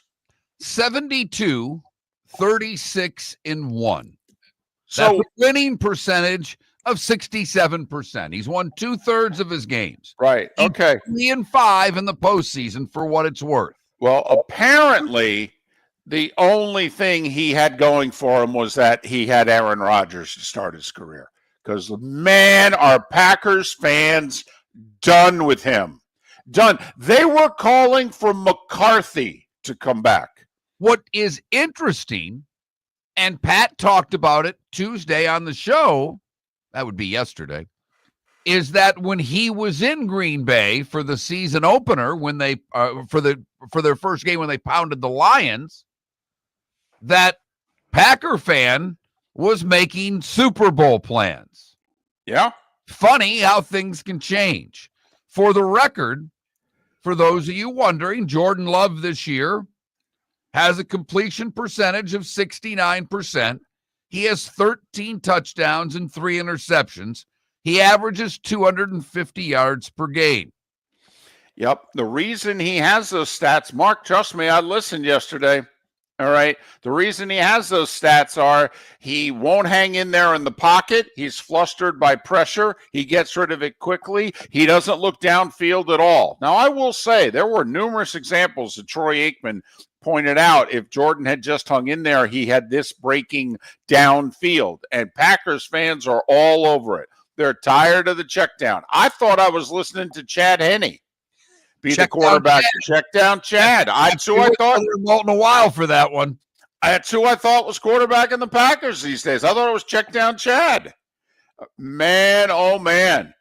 All right. The consensus from what I heard yesterday, the Packers will be lucky to finish 8-1. Just so you know. Okay, the quarterback's not good enough. He's never going to be good enough. We're stuck with him because of the contract, and we need a new play caller, if not a new head coach. Here's the other thing. Mark, remember the story Kerwin tells? I forget who the executive was. It was a big name. Oh, Ron Wolf. He walks into the locker room with Ron Wolf, and Ron Wolf just says, man, I'm tired of seeing that guy. Get rid of him. Okay, Packers fans are tired of seeing the Matt LaFleur cutaway. Okay, all they did was talk about, man, and how many more times do I have to see Matt LaFleur on the sidelines? And what's he looking at? What plays are he looking at? He calls the same damn 6 plays, and 5 of them don't work. Oh my goodness, they are bent out of shape. They don't like the coach anymore, who has a 67% winning percentage, and they think you don't dare mention Jordan Love in the same sentence with Brett Favre and Aaron Rodgers. This guy's not any good. I heard, I kid you not, a 30-minute caller after caller after caller where the host said Caleb Williams or Jordan Love. I almost wrecked the rental car. Unbelievable. It is funny. Man said at this point, Love is better, but I'll take Caleb because of his mobility. I swear I was in a ditch. I was with a Packer fan yesterday, and they're wondering the same thing. Oh, It's one, they've already lost 2 grotesque games this year. They lost to the Cleveland Browns and the Carolina Panthers. Yep. And it's okay. I think it would have been okay for the Packers to have lost to Philadelphia if the final score would have been 31-28. Even 20-17, I think they'd be not on the ledge. The fact that they scored 7. Oh. And it's so funny you say that about LaFleur, because literally the Packer fan that I'm talking to says, I am so sick of seeing LaFleur on the sidelines with that stupid face. And all I can think of is when I was bashing the Dolphins all those years ago, and Cam Cameron was walking around looking at butterflies, in my opinion. And not only that, Matt LaFleur's a good-looking, young, soon-to-be middle-aged guy who wins 2 out of every 3 games. How sick of his face can you be? They're sick of his face. Wow. You with the face. I don't want to see you anymore. No. Man. I was And laughing David, the Packers' schedule is no hard. joke. Oh, was No brought joke. up, Mark. After the Giants this week, with apparently Jameis starting for them. It's the Vikings. Then it's at Detroit. That's on Thanksgiving. Then home for the Bears. By the way, if they happen to lose to the Vikings, that would be all panic. But even if they go 2-1, David, if they lose to the Bears either time, the fan base is going to lose their mind, because that's something they believe that they are entitled to do. Beat the Bears every time they play them. But they've got 2 with the Bears. They go to Denver. They host Baltimore and finish with the Vikings. So 5 division games. 5 division games. And then Giants at Broncos, home for the Ravens. Yeah. Oh, no. They just had the easy part of their schedule, and they've screwed it up. There's no question about it. What has Mark, Miller and Moulton told you for years on this show? We're not right about a lot. We fully understand that. But when the schedule maker gives you a win, you have to take it. Carolina, Cleveland. I understand where there's a little unrest out of Packers fan. And like we said, you can lose to the Eagles, but they scored 7.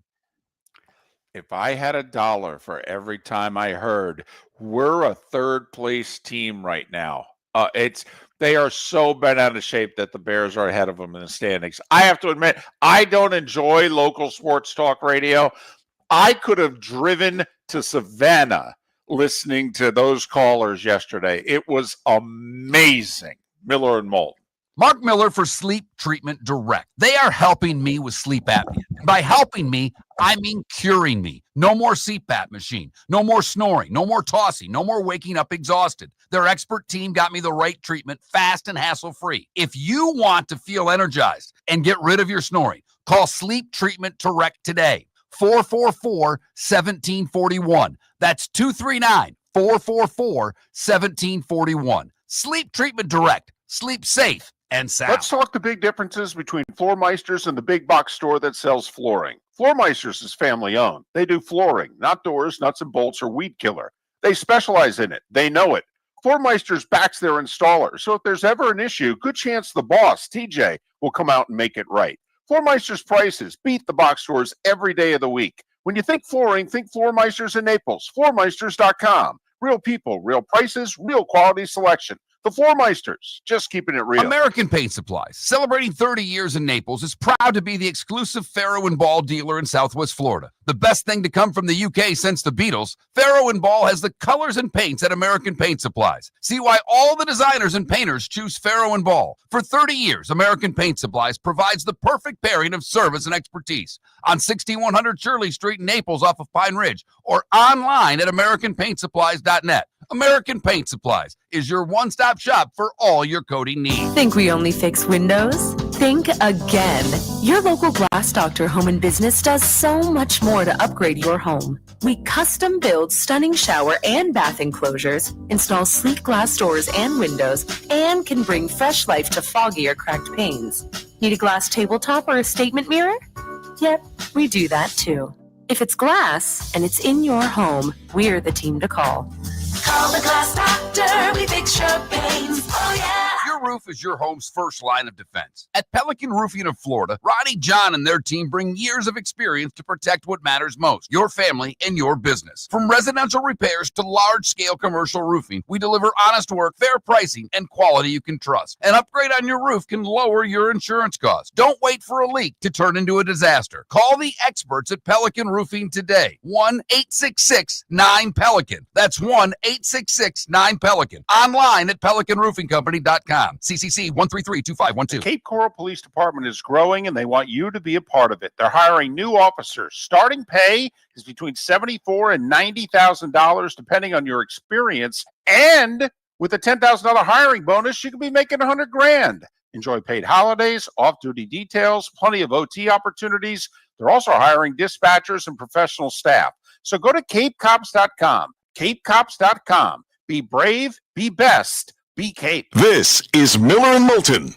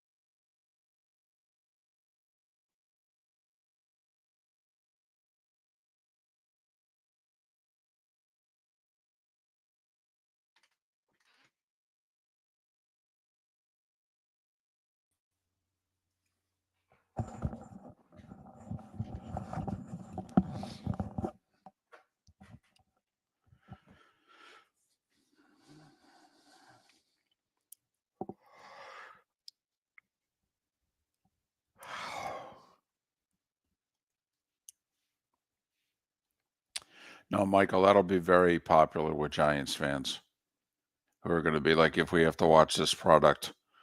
Because at least in Jameis's case, he'll chuck it. And at this point, they're just tired of dink, dunk, sack.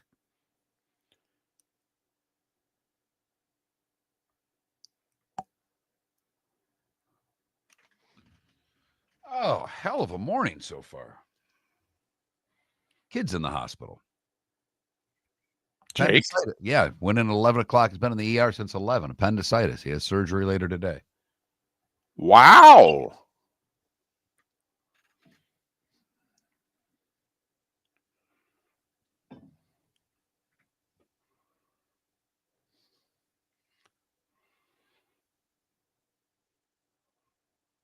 Hope he's going to be okay, for goodness Me sake. too.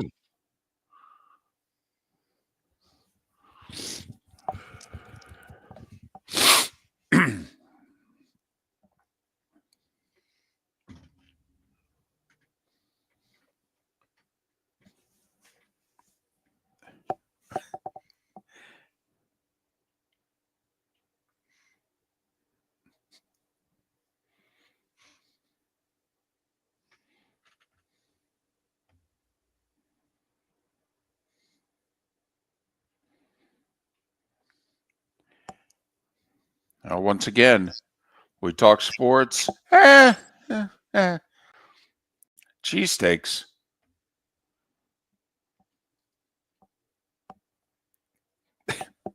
That's very funny, by the way. That's a very funny text. It's true. Oh, I thought it was because remember we mentioned whatever we mentioned like 2 weeks ago, and he thought it was one of our birthdays. Yeah, no, Okay. it is his birthday. Oh, okay. I thought you were just busting him from 2 weeks ago.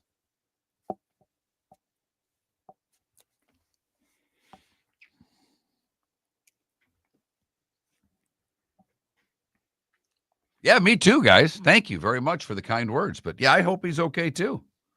I mean, this is twofold. One, I hope he's okay. And two, I've got a text with my ex-wife now.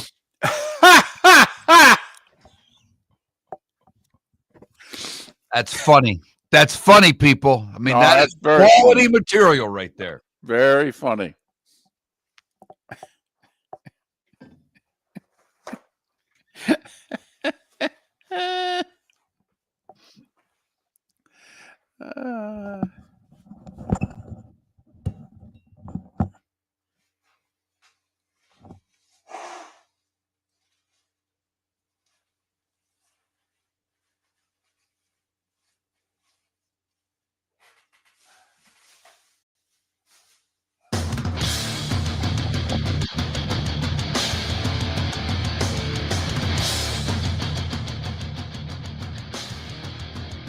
You're listening to Miller and Moulton, coming at you from the Floor Meister Studios. Floor Meisters, keeping it real. And now, here's Mark Miller and David Moulton. Halfway home on a hump day, at least in Jacksonville, Tampa, St. Pete, and Fort Myers, Naples. Final hour of the show, Live Oak, Lake City, surrounding areas, Port Charlotte, Venice, and surrounding areas. Miller and Moulton, millerandmoulton.com, Miller_Moulton on X. A lot that we're kicking around today. Very serious, heavy stuff. And we totally derailed the show because today is National French Dip Day.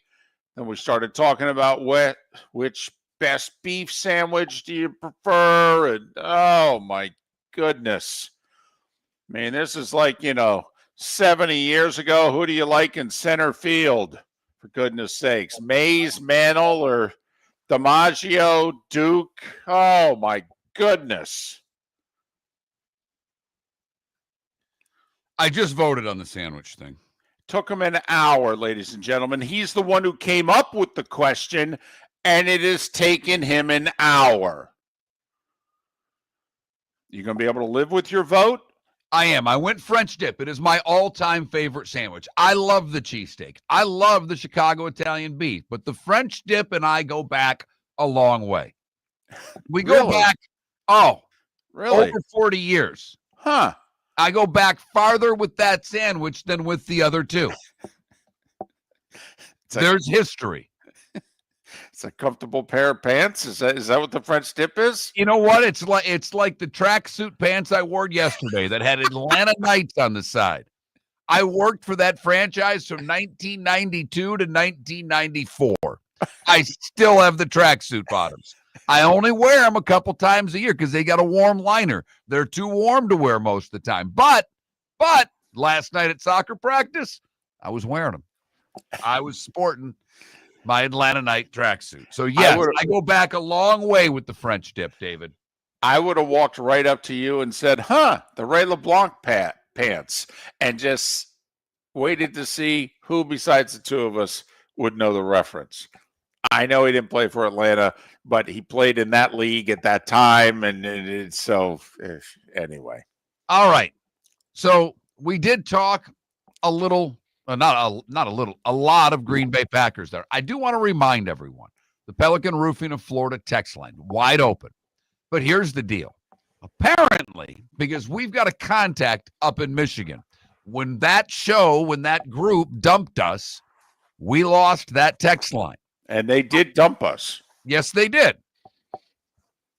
And that's when we started out on our own. We are now our own entity. We had to get a new text line. We use the same company that they were using before. It's efficient. It works decent. And but you have to type the keyword Miller. So if you've been texting this show and been texting apparently about Cheese Whiz, you've been sending them to the birthday boy. Right. Our former producer, Trent Bally, who sent us a text saying, guys, I know you put that keyword out, but I'm getting a lot of texts, mostly about Cheese Whiz this morning. He has no idea what we're talking about. Right. But all of a sudden on his computer, because they both come up, the text for the Michigan show and the text for the Florida show apparently come up on the same screen. And all of a sudden he's getting text about Cheese Whiz out of nowhere. Which translated means that many of you do not text this show about sports and haven't sent us a text in months. And what got you fired up enough to text us was a discussion about cheesesteaks and Cheese Whiz. By the way, texter on the Pelican Roofing of Florida text line says that New York City has the best French dips. Now, the sandwich was created in L.A. They might want to argue with you, but apparently Yankee Stadium has a great French dip. Probably costs $42, but apparently it's a good French dip. Wash it down with the $18 Heineken. I mean, $60 for a French dip and a beer. It sounds about right. When talking about quarterbacks, the Caleb Williams and Jordan Love comment brought someone in, probably a Patriots fan, to say Drake May's already better.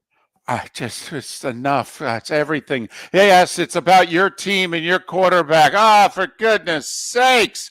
And yeah, he looks really good. He does. Texter says, if I'm the Dolphins GM right now, I will trade them both the starting quarterback and their coach for our starting quarterback and our coach.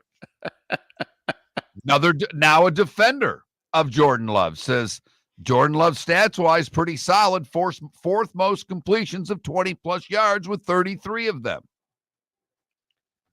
Hey, let's not let the facts get in the way of a good sports talk radio narrative, all right? Another texter says LaFleur is the equivalent of Napier. Ouch. Wow. Ouch. Come Come on. He on. won 2/3 of his games. Napier didn't win half of his games. Slow your roll, dude. Come on now. Even although someone did send us, I guess he's been the head coach with Jordan Love for 50 of Jordan Love's starts, and they're 26, 23, and 1. Okay. Late to the party, but someone did recommend a 4th beef sandwich. It is a good beef sandwich. It would be clearly 4th, and I appreciate the Buffalo guy letting me know the beef on Weck. It's a good sandwich. It's solid. It is. But it ain't a Philly cheesesteak, a French dip, or a Chicago Italian beef. It just ain't. I don't think so. So I don't think it gets above an 8 on the scale. I think it's a really good, solid 7.5, 8. Okay. I just don't think it reaches the 9 or 10 on the scale phase. And I do love that we're getting a few texts from Jacksonville that are recommending cheesesteak places. I will give them to you during the break, David. Oh, thank you. Because you're limited to your fast food joints. You don't venture outside too much. I was very impressed when I had to drop something off for your daughter when I was down in Jacksonville, and she and her husband started giving me restaurants to go to, and none of them were fast food chains. Right. None of them had drive-thrus. No, she's not in this instance. And she's got a lot in common with me, but fortunately, no. See, the husband cooks. Husband reminds me of you. Okay. Likes to cook, is good at it. Thank goodness, because there's no way your daughter could without taking a class, because she never had any experience inside her own home. She was the she first even brought person. up the fact that I cooked dinner for her all those years ago. Right. She was probably 8. Yeah, something like that.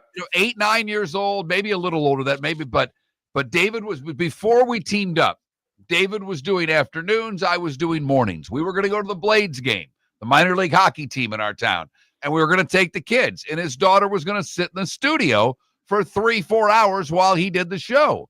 And I said, do you want me to just bring her back to my place? I'll make dinner. She and Jake can hang out. And he's like, do you mind? That's a great idea. Yeah.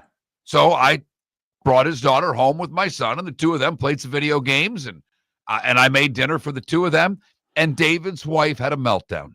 A meltdown to the point where she nearly divorced her husband because her husband had the audacity to let me watch his daughter for 4 hours. Right. Mark was just apparently didn't pass the security test. I was unaware of that. He passed my security test, but apparently our tests are radically different. And your daughter still laughs about that to this day. Well, probably still gives her mother a hard time about it, which is a little bit of why she's your daughter, David. Yeah, it's one of those instances when you're a kid in which you go, yeah, I don't want to be like my mom or dad if they're going to act like that. Right. Yeah. That was one of those moments. But so I really appreciate it. I will take all requests. I've been in Jacksonville 3 years now. I have no friends, and I've eaten at 4 places that don't have a drive-through. And 2 of the 4 are chains. So I would take all requests. I'm in. So we did just break down local Green Bay radio. Oh, it was amazing. Amazing. And their utter disdain for their coach and quarterback. For their team that is currently in the playoffs despite the 2-game losing streak. Correct. Oh, my goodness. It just coming unglued to the total glee of the Bears fan. I have to admit, as someone who's now rooting for a team that can't suck enough, man, oh man, the Bears fan and the Chicago hosts were just having so much fun. They would come out of every break and they would just read the NFC North standings. It was pretty good. It really was. But we talked about the Packers' schedule the rest of the way. Well, Chicago, there's not a lot of loose meat on this one.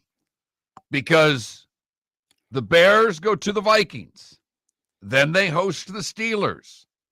Then what will be a good game on Black Friday, they go to Philadelphia. Then they're at Green Bay, home for Cleveland. That's their easy one. Obviously, we already mentioned they play the Packers twice. We were talking about Green Bay. Then they finish at San Francisco, home for Detroit. I don't know. Maybe they'll be favored at home against the Steelers. They'll be favored against the Browns. But that's probably about it, David. Oh, no, there's quite a few good teams who have very challenging schedules the rest of the way. And there are a lot of good teams playing each other the rest of the way, which makes you wonder, is it possible for someone who right now is the 9 or the 10 seed to be able to put a little something together? Because, well, some of the good teams are going to start losing games. So maybe there's a bad team or mediocre team out there that can be the horse coming fast on the outside. And some are wondering, is it the Houston Texans?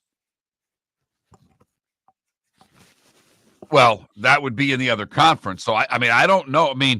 San Francisco right now is out looking in. Carolina, after what they did last week, how can you trust them to get to 9? No. They screwed it up. Come on. Home against the Saints, and they lost an easy chance to get to 6-4 there. And, who do they have? Like Atlanta this week, in which we thought, if Carolina really has their act together, they could be 7-4 going to San Francisco. I will tell you, if the Vikings win at home against the Bears this week, I think there's a realistic shot. They've got the Commanders, Cowboys, and Giants all on their schedule. The Vikings are down, but they're not out by any stretch of the imagination.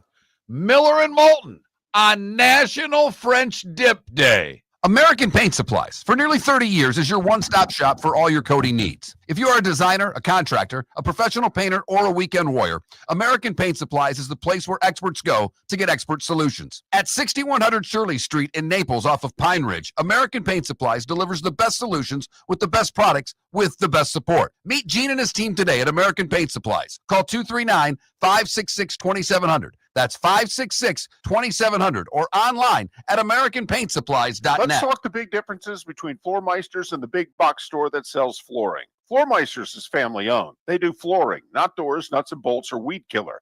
They specialize in it. They know it.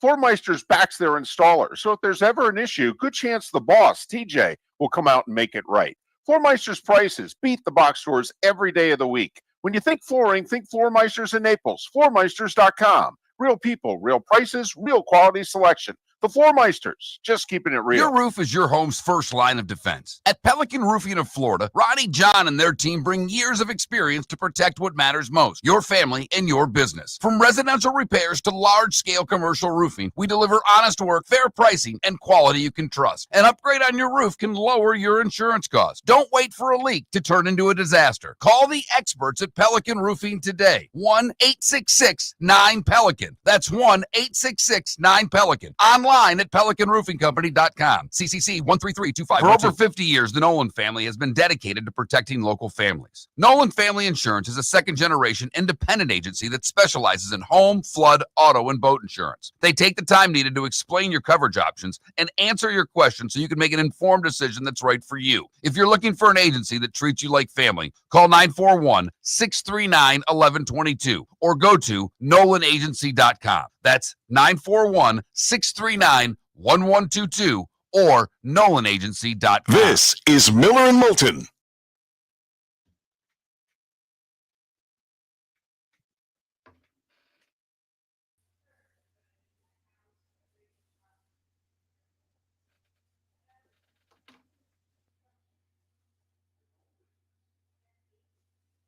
He has an appendicitis. He did not get into a car accident.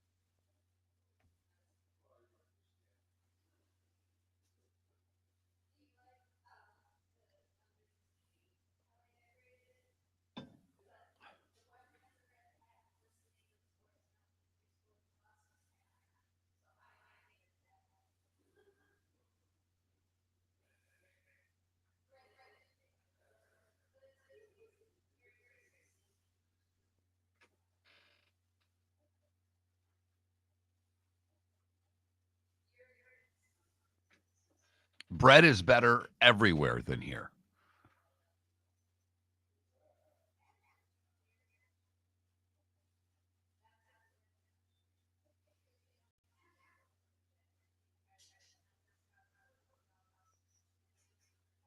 I inject my hot dogs with Cheese Whiz. Wow. I'm sorry?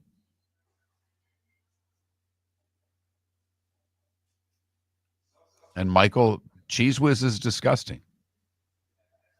Sourdough. Although my homemade French and/or Italian's pretty good. I've been making bread. I'm like all those women that are on the internet making bread. I do love making some bread.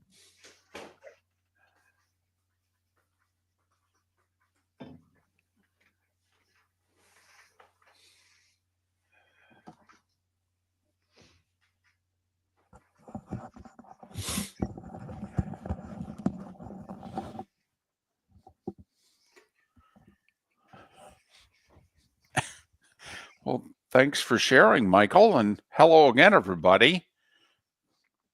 Hope you recovered well, though, from it. I have not had it, so I don't know what it feels like. Hoping I don't ever get to experience it.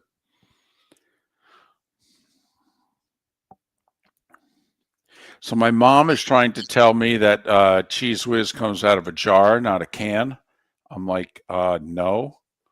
And so she is sending me things, and we're battling back and forth. It comes out of both. It comes out of a can and a jar. You're both right.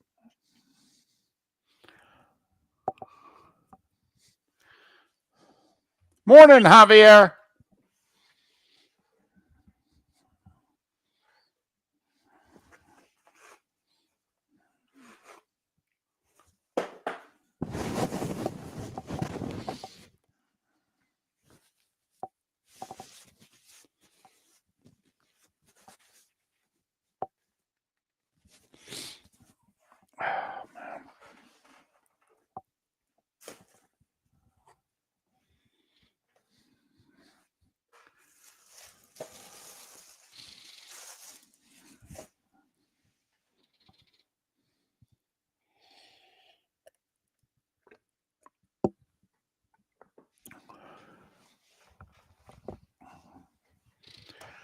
Whew. Just got to get rid of that road feeling.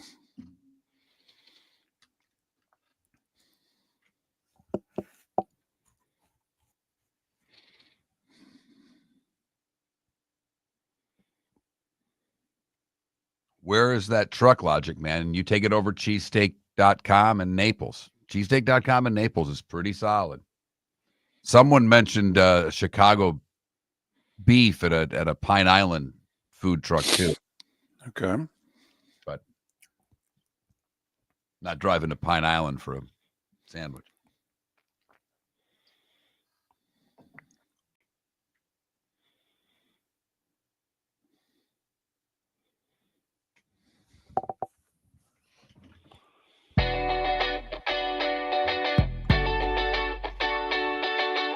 You're listening to Miller and Moulton. And now, here's Mark Miller and David Moulton. 21 minutes past the hour. Bud Elliott will join us coming up in a little over 15 minutes time here on Miller and Moulton, millerandmoulton.com, Miller_Moulton on X. Our poll question, and oh man, well, the sports one, I don't know, seems rudimentary to me, but apparently not, because more and more people keep responding the way that I find ridiculous. But which playoff format do you prefer more in college football, when it was just 4 teams, or now that it's 12 and 4 keeps getting more and more votes? Yeah, 28% of the votes to 4 teams. Right. Keeps slowly going up. It started at like 20 every time I look, 23, 25, 27, 28. I would love for you that are picking 4, if you have the time and the inclination, to send me a text on the Pelican Roofing of Florida text line and explain why you like 4 more than 12. Keyword Miller, if you haven't texted in a while, because apparently a whole bunch of texts are going to Michigan. It's our alternate site. Don't ask. Because if it were 4, what's the point right now? Right. Does Texas Tech get in over one of the top 2 in the SEC or one of the top 2 in the Big Ten? That's it. Where we'd be right now. That's it. Now, Alabama, Oklahoma would be a good game this week because if Alabama lost, they would be eliminated possibly. But I guess they might still make the SEC championship game. You know, Georgia would more than likely be sitting there going, how do we get in? Ole Miss, same thing. Yeah, Georgia would have to be rooting for an Alabama loss, and then obviously they have to take care of business. But the ACC would be out, seemingly all but Texas Tech would be out in the Big 12. And, you know, there's quite a few SEC teams. I mean, is there a way for Texas and or Oklahoma to get in the SEC title game?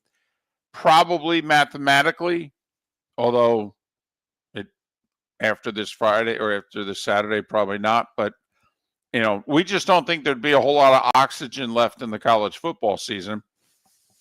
What would be interesting, I will say this, the magnitude of the Ohio State-Michigan game. If the game could get any bigger, because Michigan does not have a challenging schedule for the next 2 weeks. And there is a very good chance that Michigan is 9-2 with only one Big Ten loss because of scheduling. And they will be playing Ohio State. And the irony is that Michigan with a win would then qualify for the Big Ten title game. So if it were 4, would that loss knock Ohio State out of the playoff? You know, like there was a year when we still had 4, Mark, where Alabama lost the Iron Bowl to Auburn, who then went to Atlanta and lost to Georgia. Alabama got the 4th and final spot in the playoff. And But I believe won the just Natty. And this happened a while ago for Miller and Moulton. This happened over a decade ago, in which ESPN at that time was running every game matters. That was their slogan for college football. And I think it was me. I just came on one day. We were doing afternoons. I'm like, David, it doesn't. This is the dumbest thing I've ever heard. Yeah, it was like 15 years ago that you said that. Yeah. And you were like, this is a joke. And you started pointing out pretty much by Halloween how, you know, there were very few games left that mattered. And that to me is still the case if it were 4. So I do think more games matter. Put it this way, Notre Dame at Pitt would be irrelevant Saturday in a 14 playoff. Irrelevant. It's a big damn game. USC and Iowa would be an irrelevant game. It's a big game for USC. Well, and going further, let's just say USC wins. They're home. They're favored. The following week is USC at Oregon. Does that game have any meaning? I mean, does Oregon play a meaningful game the rest of the season if it was 4? I mean, I guess is it possible they could still get in the Big Ten title game with their only loss being to Indiana? They could be in a tie with Ohio State and Michigan, right? And I don't know what the tiebreaker would be in that situation because they all didn't play each other. So I guess it's possible Oregon would still have meaningful football left, possibly. But that's why we don't like 4. And I get, just got a text on the Pelican Roofing of Florida text line says, I prefer 12, but get rid of the committee and let a computer decide it. I don't know if you're wrong. I really don't. I mean, the committee has caused a lot of people to question what the committee is doing, if anything at all. Now, we did joke, although it was true. The Big 12 seemed to really the computer seemed to really like the Big 12. Loved the Big 12 for whatever reason. Right. Don't know why, but, I mean, it just did.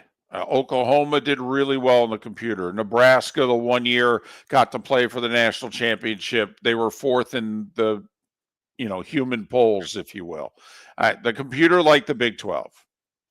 The computer chose Oklahoma got drilled by Kansas State, excuse me, in that Big 12 title game in 2003. And it was already determined before the game that there was no result that could happen that would knock Oklahoma out of the national title game. And so they got beat 35-7 in the Big 12 title game. And that was when we had 2, by the way. We didn't even have 4.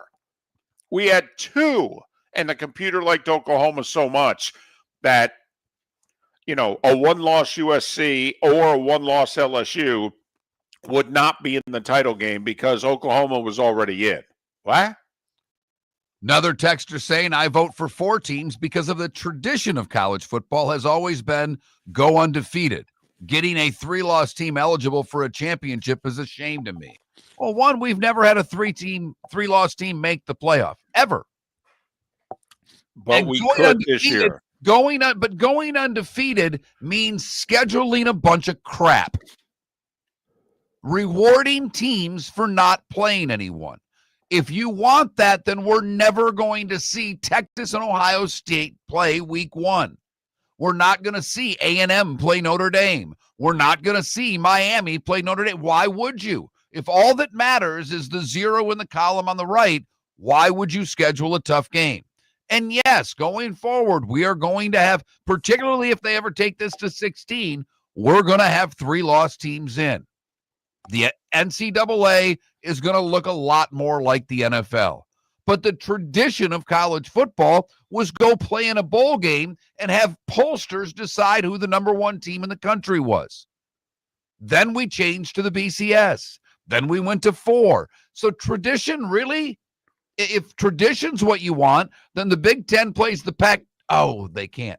In the Rose Bowl, and the Orange Bowl has 2 at-large, and the Sugar Bowl has the SEC against an at-large. Oh, the Big 12 champion would go to the Orange Bowl. Remember, the Big 8 champ always went to the Orange Bowl. So Big 8. Well, we got to bring the Big 8 back then. And if we want tradition, we've got to go a long way back. And the tradition has changed often. Where is the Southwest Conference going? Well, the winner goes to the Cotton Bowl. But in all seriousness, though, we could have a 3-loss team this year. We really could. Texas is that team. There's no one else to me with 3 losses that can get in, David.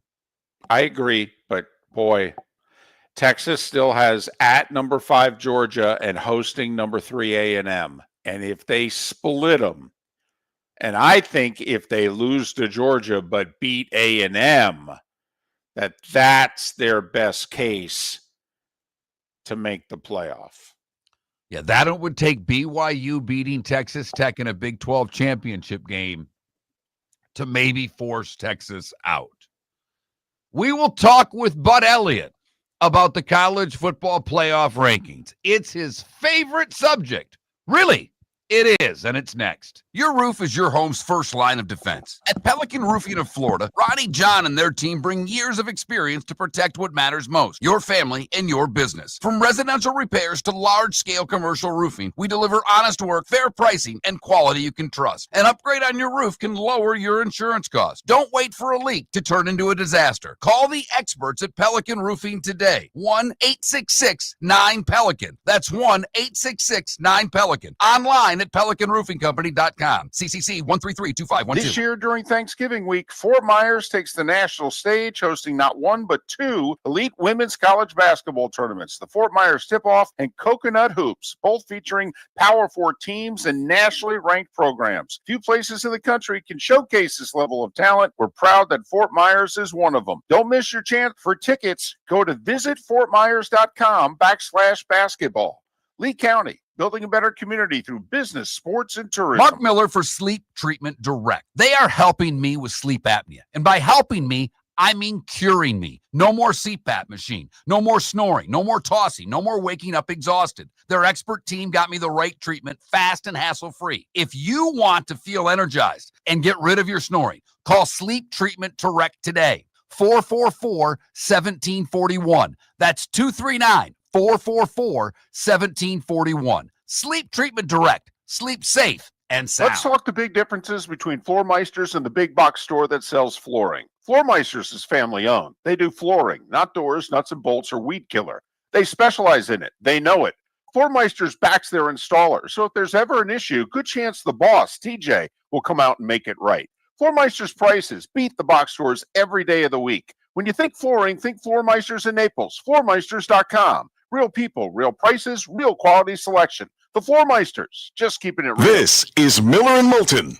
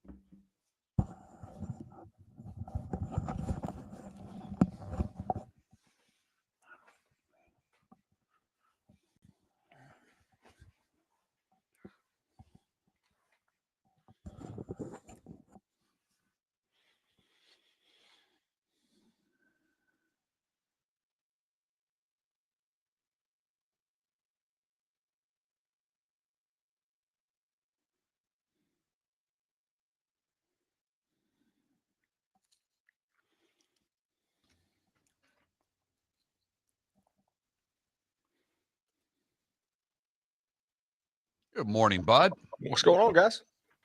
Another week, another vote. That's right. What's that hat say again? Madison Social. It's a big restaurant thing up in Tallahassee. Do you guys have any hot takes on the vote, or should we save it for the show? We've been talking. I mean, honestly, it's driven most of the show today. Nice. Okay. I did not like where they put BYU. Too high or too low for you? They should have. To me, they should have been ahead at this point. I'd had them ahead of Texas, Oklahoma, because they've squeezed. Now they're done. There's no way for them to get ahead of them. You know, I know unless Texas and Oklahoma lose, I get it. But I mean, yeah, but like if Texas and Oklahoma lose, I mean, the resumes are not similar really in any way, right? And if they win, that seems like it's going to solve itself, right? I think BYU's only shot now is to win the Big 12. I don't think so. Okay. We can get into this, but I don't know that I agree with that. All right. And my hot take is that I believe the committee has just greased the skids for a 9-3 Texas to get in. That isn't hot at all. I think that's just factual. Yeah, well, a 3-loss team making the playoff though is yeah, but if they want to reward playing these big non-conference games, that's how you send the message. Man, you went to Ohio State, you lost it. you didn't play all that poorly. You played them tougher than anybody else did.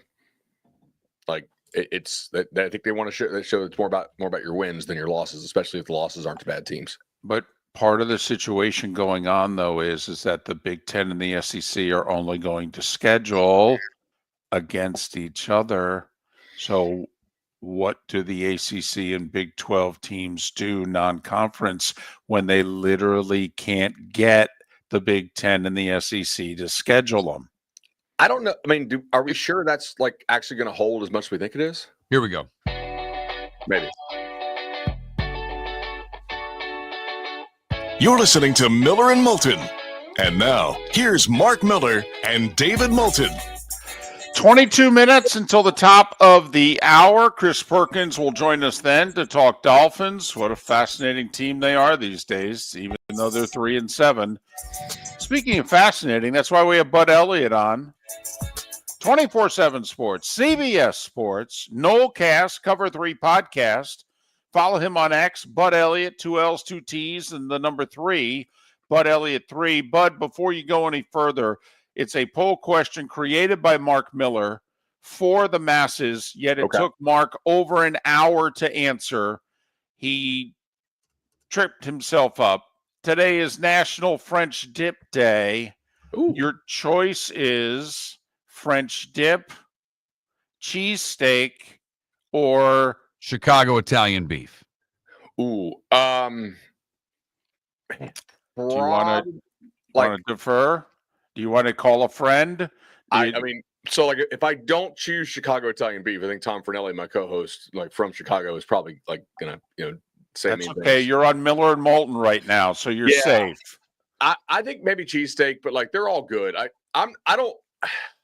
feel like sandwiches are a lunch thing, and like we're busy during the season, but like in the off season, I think I would pound one of those. In the season, like if I eat like a big Philly cheesesteak or like a big French dip, it's kind of like a nap. Like I'm like, wow. You know what I'm saying? Like it's a little sluggish, but like they're all good. I'm gonna go cheesesteak. All right, naps are a great thing as well. All right, there are so many places to go with the playoff rankings. I want to start with something that to me is interesting. Miami moved up a couple of spots, but Miami's behind Utah and Vanderbilt. Utah in particular. Utah has 2 losses against quality opponents. I get it, but they don't have a win on their schedule anywhere near what Miami has. Does Miami have a shot without getting into the ACC title game if they win out? They certainly do. They just need the right things to break in front of them. I think if you look at this, so to your point, when Utah is ranked ahead of Miami in these, Utah is also ahead of Miami in a lot of like the power rating metrics, which the committee doesn't tell us exactly what metrics it uses. They say strength of record, they say strength of schedule. They don't really specify what that strength of record or strength of schedule are. Like we know that it doesn't perfectly match like what ESPN uses or what else is on like whatever these other websites you want to take a look at. I think that like Miami does have a shot if you look at this, right? Like they're 15, okay. Vandy loses to Tennessee, they're out. Like could Utah lose again? Certainly possible, right? BYU could lose again in the conference championship game. If they get blown out, like I think they'll get jumped. Oklahoma and Texas certainly have more losses coming, most likely. So, yeah, I think Miami absolutely has a shot. Do you think a good one? Do you think Miami's remaining schedule is such that if they win out and Utah wins out, Miami can jump Utah? Basically, does Miami need Pitt to beat Notre Dame and then beat Pitt? Or, because Pitt's got Notre Dame, Georgia Tech, and Miami. I mean, They got a brutal schedule, and it seems like Miami's chances rely on Pitt. I think that, like, Miami is definitely, like, buddy-buddy with Pitt for this week for sure. If Pitt takes down Notre Dame, I would probably think that like Miami's chances go to above 50-50, right? Because then like that knocks out a team that they really just don't have a trump card right now that the committee seems to be considering. Although I think like if we're going to value what actually happened on the field, it shouldn't be the only data point, but I think it should probably be like the singular data point that we're considering most when you look at head to head from teams. So yeah, if Pitt can beat Notre Dame, that's a huge help to Miami. If Pitt just looks good against Notre Dame and Pitt also manages to beat Georgia Tech and then Miami beats them, like maybe like by considerably, meaningfully more than the Irish do, then that's like a common opponent data point that they would take a look at, right? Who knows? Yeah, I agree. Who knows? Does Texas Tech, what is Texas Tech's shot to get into the top 4? Who? Just Georgia losing to Texas probably is like probably locks it up for them, right? If they kill everybody else down the stretch like they've been doing, and Georgia just looks shaky, like I said this on our Saturday Night Recap show on Cover 3. I did not adjust Georgia's power rating up for their performance in killing Mississippi State. Like I bet Georgia in that game. I just thought Mississippi State was like outgunned, and then a lot of their starters were out. Okay, like their backups just cannot physically match up with Georgia if Georgia cares. And I thought Georgia had good reason to care in that one, just like to actually show a good performance for once. Yeah, so if Georgia loses to Texas at home this week, that's obviously one that we would take a look at and say, okay, like Texas Tech, as long as they win out, they're good. If Georgia looks shaky, I think possibly. Also, if Texas loses to Texas A&M and Vandy beats Tennessee and Georgia Tech loses to like Pitt, then we could take a look and say, all right, who did Georgia really beat? A 4-loss Tennessee team? A 5-loss Texas team? Right? Like there's situations there where Georgia's resume doesn't look nearly as good. Vandy wins out, Miami wins out. Who's ahead of who or whom? Does LSU beat Oklahoma? Does it matter? You know what I'm getting at here. Miami beat Notre Dame. Vandy's best win is Missouri with the backup quarterback because the starter got hurt in the game. It's LSU who fired their coach and is going to go 7-5. I mean, come on now. I mean, I know they're in the SEC, but who did they beat? David, this is my point, though. Like, we both know who owns the playoff, right? I think that if LSU beats Oklahoma, they'll find a way to put Oklahoma in as a ranked team, right?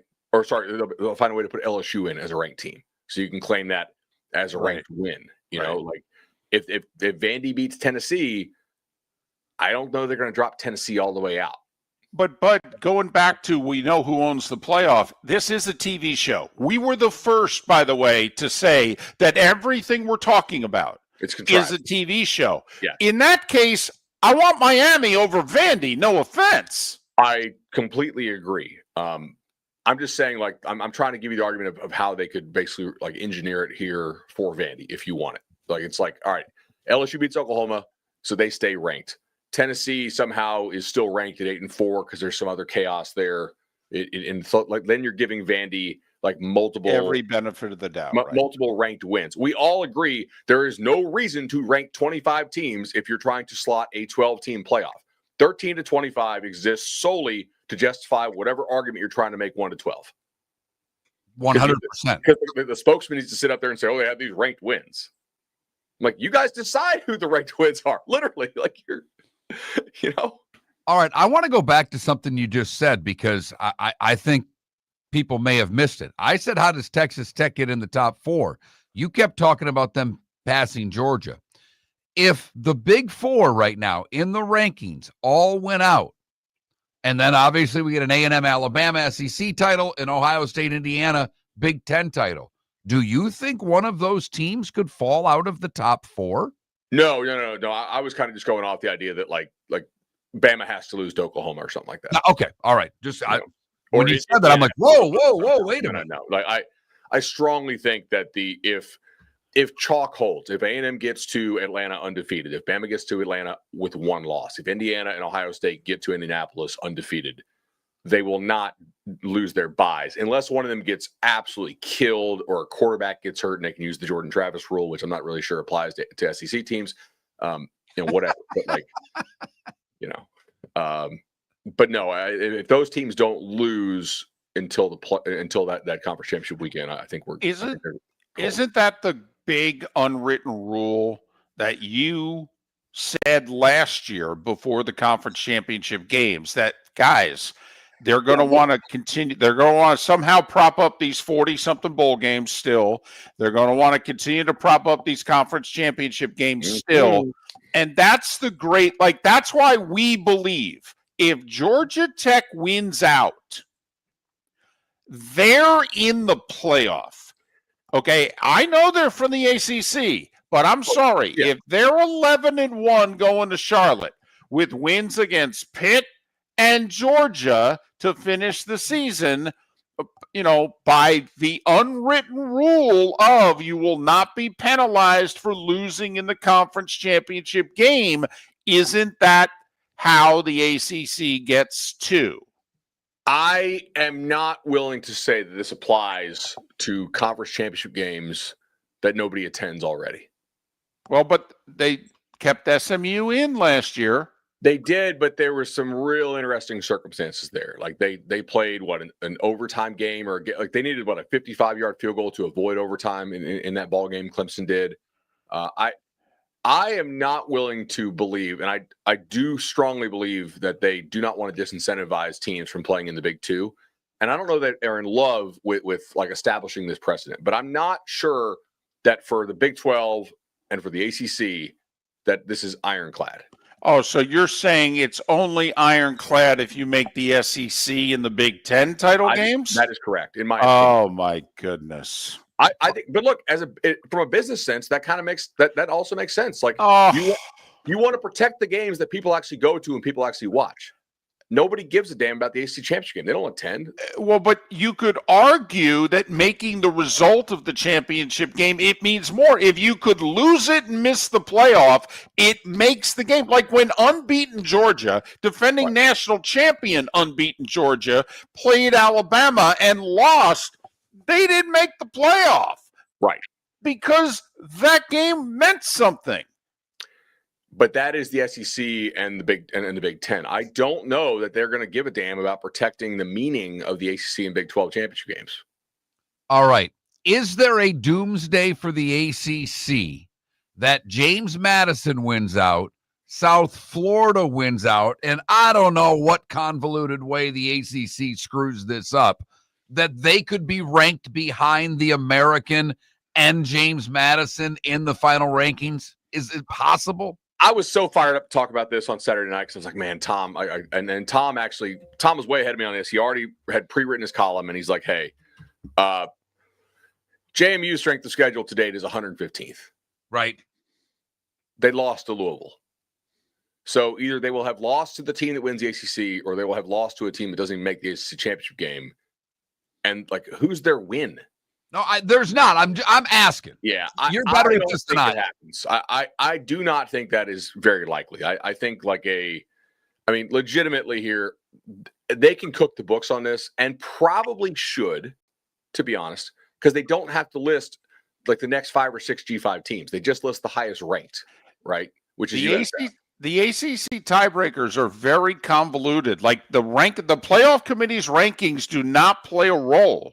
Okay, there's a lot of levels of tiebreaker. So it's still possible Virginia could lose this week and still get in, or Duke by winning could still get in. And that's where I think Mark's wondering, is it possible if like Duke or Virginia win the ACC that South Florida can outrank them?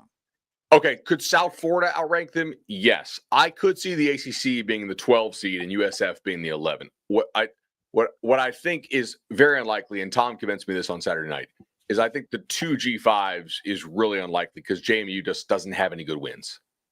Man, if they'd have beaten Louisville, that would have been something. In that case, like that, yeah, for sure. How much of a shot do you give Oklahoma on the road against Alabama? Pretty good shot. I'm wrong plenty, but I was one of the only ones I think that thought Oklahoma was going to go in there and win at Tennessee. And they needed some breaks and some fumble luck and whatnot, and some really nice defensive stands. But could Oklahoma not go in and win an ugly game?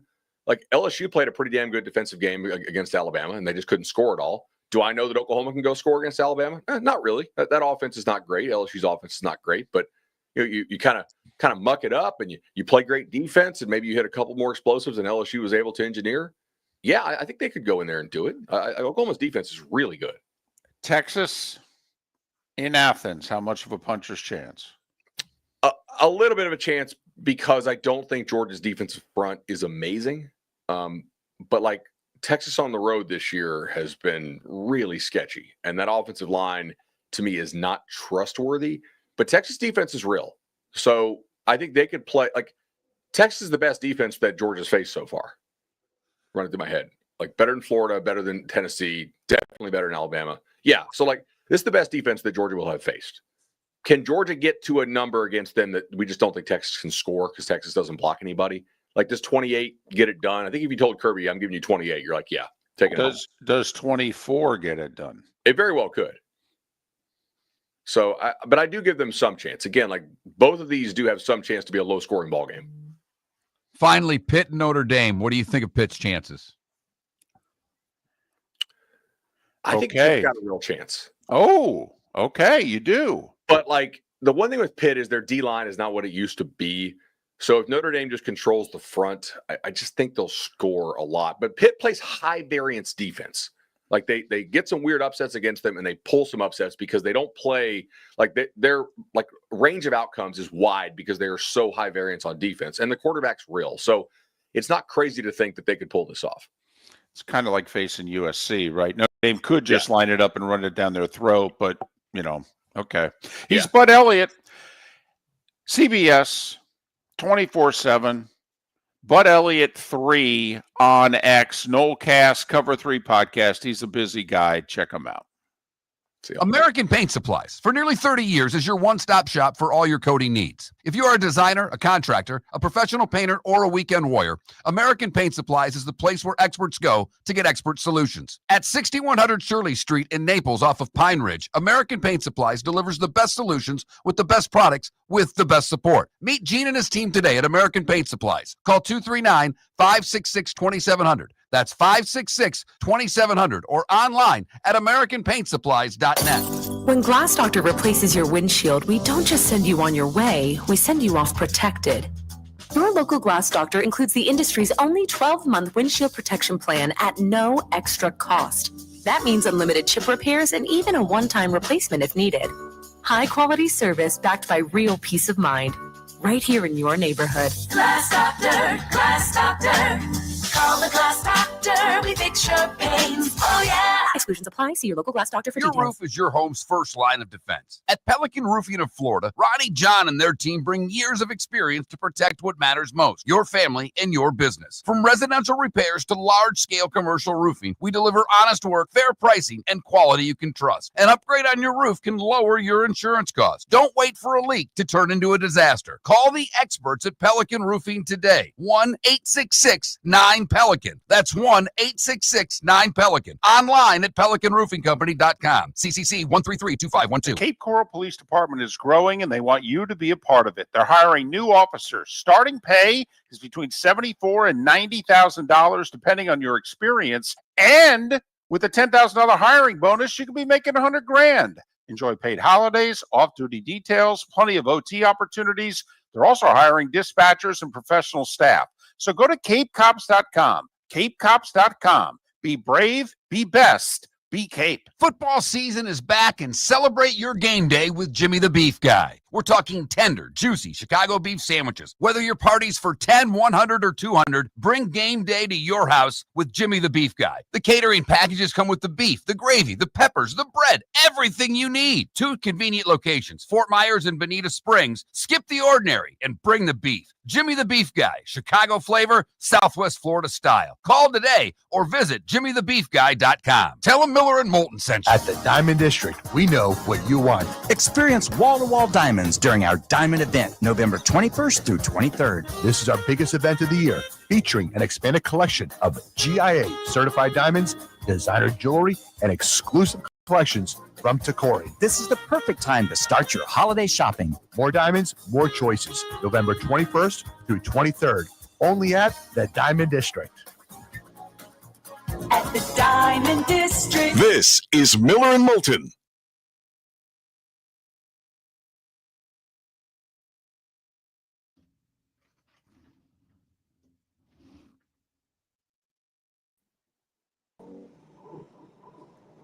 Hey, Chris. Hey, gentlemen, how are you? Good. They're still working on that damn condo, huh? I know it, man. This is my reality. I got a few more weeks of it.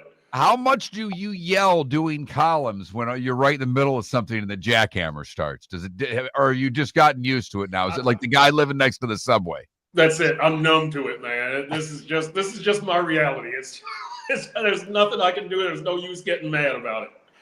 Are you heading overseas, or did you draw the short straw? No, I'm the short straw guy. I am here at home. McDaniel did his press conference already. Tua's coming on at 9:30. So so I've watched, but there's nothing I can do but keep watching. The industry has changed, unfortunately. It has. David Feronis, my coworker, went. So we only send one overseas. So so it's Feronis. So yeah. Are you upset about that? You know what? I should have fought for it, but I need to be in San Antonio to see family next week. So that's going to be I'm leaving on Monday to go there. And my family is how families are. I can't be around them for 2 weeks. That's way too much. I'm going to be around them for the bye week, and that's good. So funny you say that. My mom usually, when she visits, will visit for about 5 days. And by the last day, she's like, I need to go. Right. Okay. And we're like, no. She's like, no, I need to go. And so this time she was in for 8. Right. Okay. And by the end, she was like, I love you, but not this much. Right. So you know. Exactly, Right. man. Exactly. So yeah. So it's because I'm looking forward to next week. I am, because it's not a 2-week visit. So it's going to be great. It's going to be absolutely fantastic. So are we out for next week? No. We're in. We're in. Okay. Yeah. Didn't know. Yeah. No, I do know. everything from San Antonio. Matter of fact, the reason I decided not to go this week also was because everything was going to be so early. It was so that, McDaniel would have been speaking at 5:30 in the morning. Right. Now he speaks at 6:30 in the morning Eastern time and 5:30. And I do like to have a cocktail or two with the family. So that wouldn't have been good. So yeah, getting up at 5:30 in the morning wouldn't have been good. And the funny thing is, those cocktails can either extend the visit or shorten them. Yes. That's the beautiful thing about the cocktails with family. That's right. There's a good chance an argument would have happened one of those nights, or will happen. But Right. It'll be 6 glorious nights and days. But then there's going to be that one day. Yeah. Sure, no Yeah. doubt. Right. Yep. Usually the first night with cocktails, everybody behaves. It's Right. by the third night with cocktails. That's right. That's right. Old grievances start to crop up. and people start, all of a sudden, hey, we haven't talked politics since you've been here. Right. It's like, oh boy, here we go. Exactly. Well, and that's Yep. that's always my fear at Thanksgiving, because my mother-in-law comes down. My mother-in-law leans hard right. My Yep. mother leans hard left. Oh, And my wife and I just pray that it never comes up. And That's they're right. really good. They both know the way the other one thinks. They get along very well. right. And my mom's yet to have enough wine to jump the shark and get into it. Right. I never worry about my mother-in-law. I just worry about the third glass of wine and my mother. That's right. That's right. Our family's great. I mean, it's great. Why why 4th of July is ahead of Thanksgiving on my favorite holiday list. Oh yeah. See, I'm Families. a Thanksgiving guy.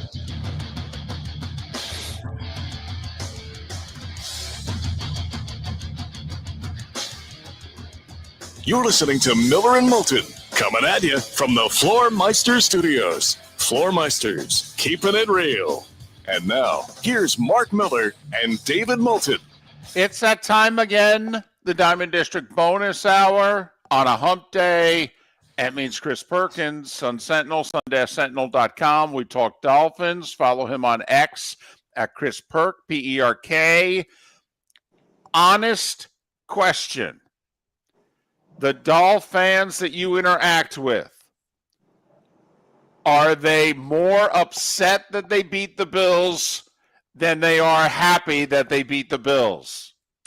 That's a good question, David. I think it's kind of split, that people are glad that they beat the stinking Bills, and then 2 seconds later, it's like, but what about our draft pick? So there is a lot of confliction there that people are not sure what they should be or should have been rooting for. Why did Mike McDaniel go with the AI answer? If he trolled the Bills fans, I actually think he gets more street cred. If he admits it, yep, I did it. I think Dolphin goes, hey, he actually may be one of us. Why was he so avoiding the answer, if you know what I mean? Mike was just having fun. He was just having fun. I'm 98% sure that was Mike McDaniel. Because if not, I think he would have come out and said it was not him. But, I liked seeing the fun Mike McDaniel come back for a couple of seconds. Mike has been pretty serious this year, as he should be, when you're, 0-3, 1-5, 2-7, and now shockingly 3-7. So we did kind of see the fun Mike McDaniel come back for a split second there. I enjoyed it. I enjoyed him being coy about it and having a little bit of fun with it. I enjoyed him trolling the Bills fans and rolling by the Elbow Room, which is, the place where the Florida Panthers celebrated both their titles, but it's always a big Buffalo Bills hangout for years and years and years. What a great move by Mike McDaniel. Maybe he's starting to have fun again in his job. You said a couple weeks ago when the Dolphins had a nice performance and a solid win that this was something that's repeatable. And of course, then the very next game, they didn't come close to repeating it. But, they beat the Bills handily, and Tua still threw 2 interceptions. I mean, that formula was run the ball. And Achane is a top 10 running back in the league if you'll give him the ball. I mean, is it possible? Mike McDaniel was the run game coordinator with the Niners, Chris. Is it possible that if he's going to extend his stay in Miami, that he will truly play a different style of football? I hope that he plays a different style of football. I still think Mike McDaniel has a long way to go before we can talk about him extending his stay and being the coach next year. But running the football is just such a winning formula for this team, especially without Tyreek Hill and Darren Waller, because it takes so much pressure off of Tua. It sets up the pass game with the play action. It gives that offensive line a chance to fire off the line of scrimmage and be aggressive and be physical as opposed to, backpedaling and pass protection. So they get to assert themselves. They clear the way, the offensive line I'm talking about, for Achane to rush for $174. And then also they don't give up any sacks to Tua. I think that's the 3rd time this season that they haven't given up a sack. Tua was only hit twice. So Mike McDaniel should see, if I give my run game a chance, if I give my offensive line a chance, I give my team a chance. Now, granted, Buffalo was, I believe, 30th entering the game in run defense. So they took advantage of something that they should have taken advantage of. But I do think it sets a good precedent for the future. It's the way that they should be playing. It's the way that this team gives itself the best chance of being successful. I feel like we've seen this movie before. The Dolphins play themselves out of any meaningful football in January, yet here they are with Washington with no Daniels, the Saints, and at the Jets. Could we be sitting talking about a 6-7 Miami team when they go to Pittsburgh, which right now is scheduled for Monday night? It could get flexed, kids. But could we be in a position where we're talking about the 6-7 Miami Dolphins? I'll go a bit further, Mark. I think we should be talking about the 6-7 Dolphins. Right now, look, we know that middling and bad teams are very inconsistent. And when I picked the Dolphins to go 9-8, I picked them to be a middling team. And so I wouldn't be surprised if they can't pull off this 4-game winning streak, because that's kind of what 9-8 teams do. That's kind of what bad teams do. But yeah, they should be a 6-7 team going into that Pittsburgh game, because none of the teams that you just mentioned, Washington, New Orleans, or the Jets, should be able to beat the Dolphins. But we'll see what happens. And I'll tell you this also, when we talk about Mike McDaniel coming back, that Buffalo win is huge, probably a top 5 win of the Mike McDaniel era. However, these next 3 games, it would be more of the same if they beat New Orleans and the Jets and Washington. And what I mean by that is it's the Dolphins beating bad teams.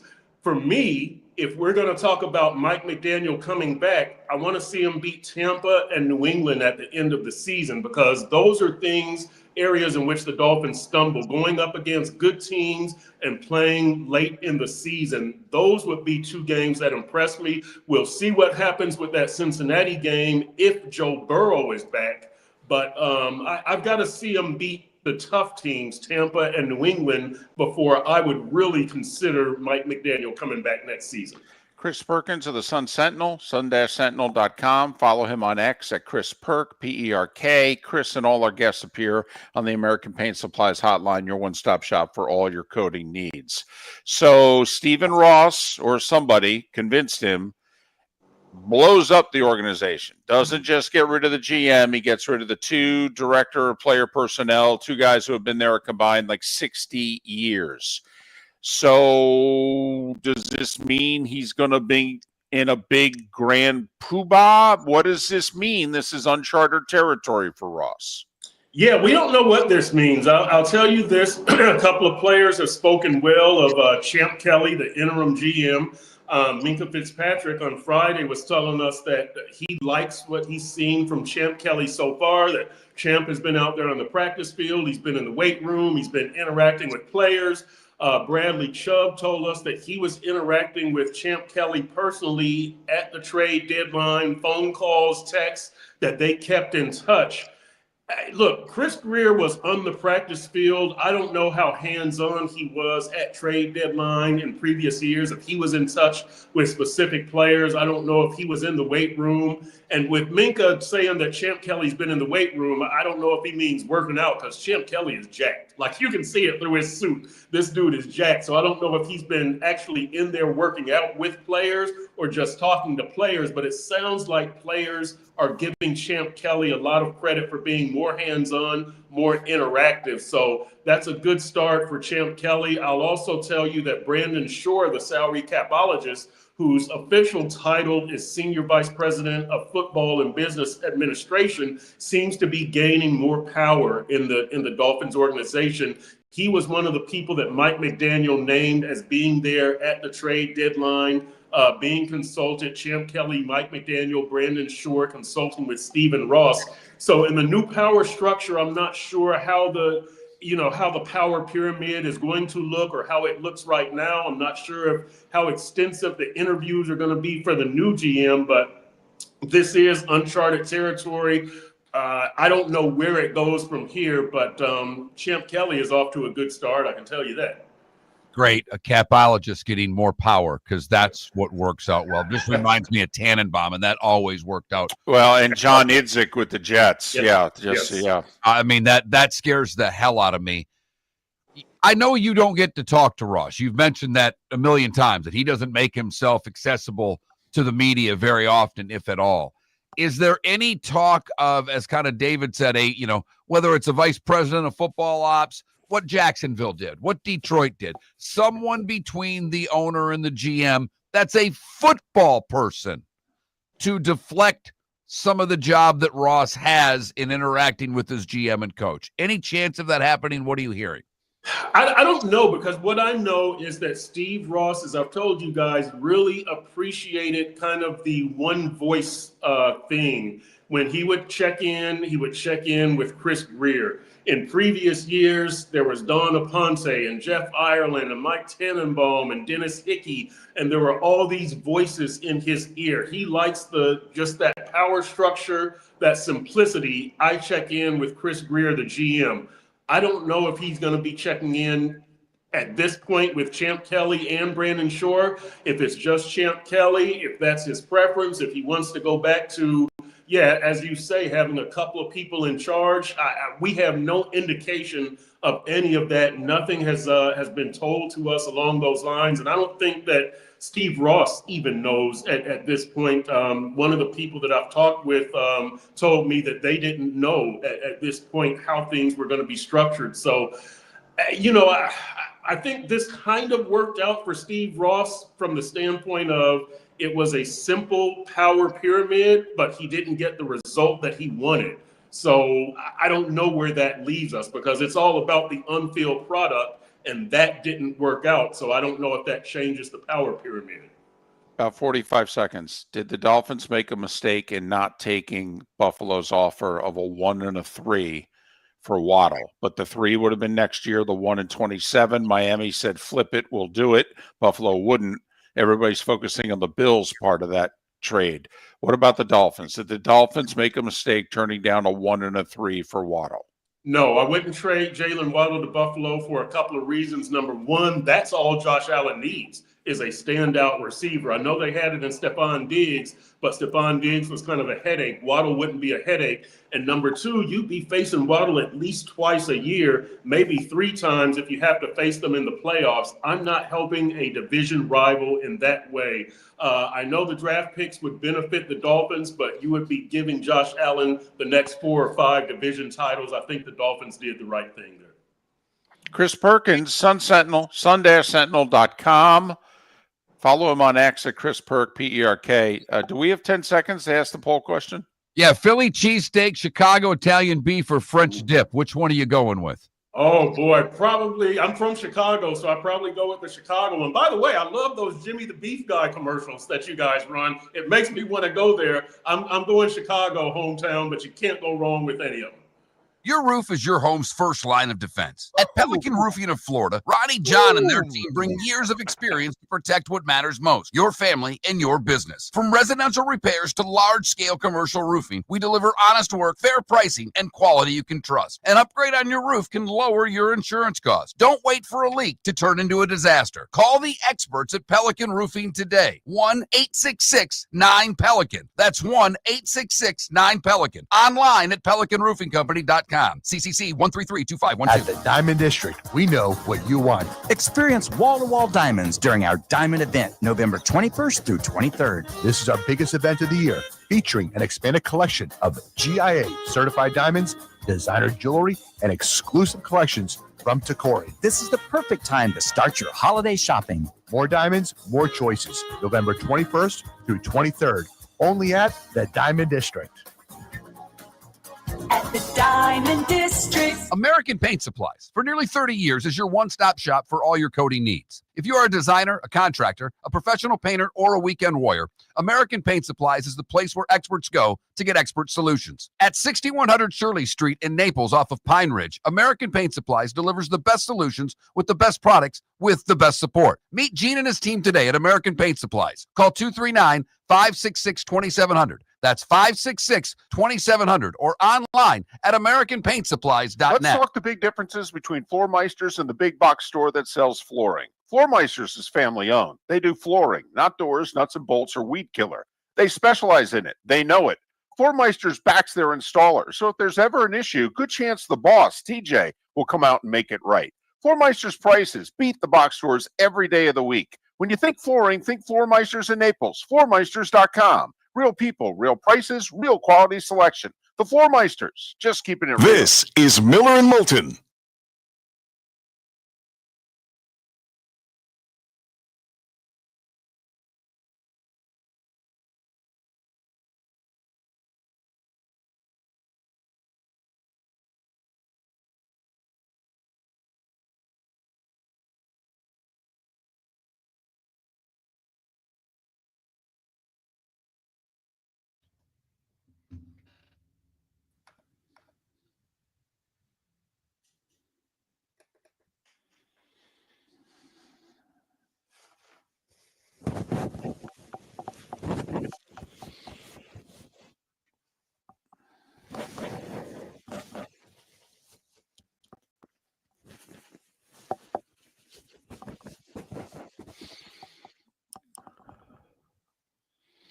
I love the fact he's aware of our sponsors. That's just so great. Yep.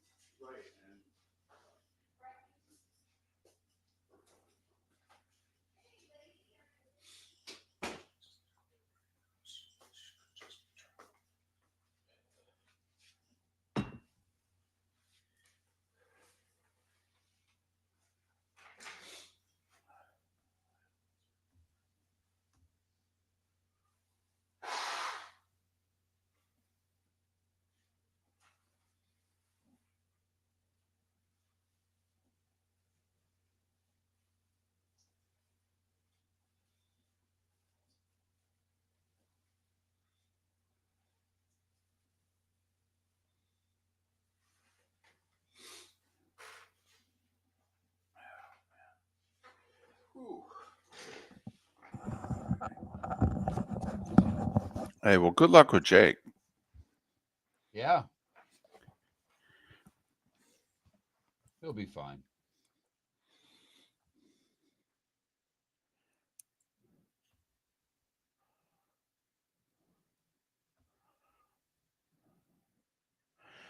Wow, I haven't been in a couple years.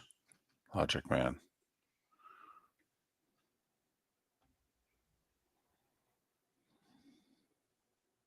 By the way, it's Surf Witches is the place in Jacksonville. Surf Witches on Penman Road, Jacksonville Beach. Oh, wow. I was just there. And this person also asked, have you done a Whataburger since you've been in Jacksonville? Yes. He says that's his favorite of the fast food places.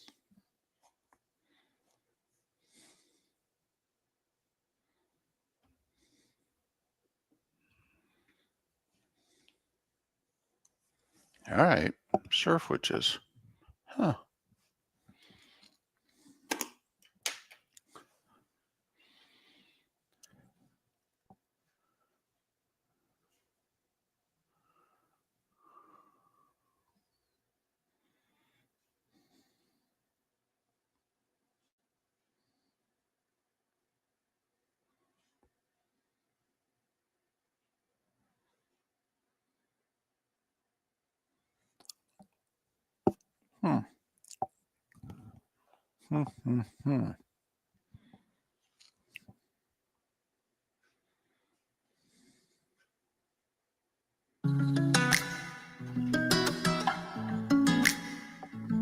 Welcome back to Miller and Moulton. Text the guys what's in your mind at 21,000.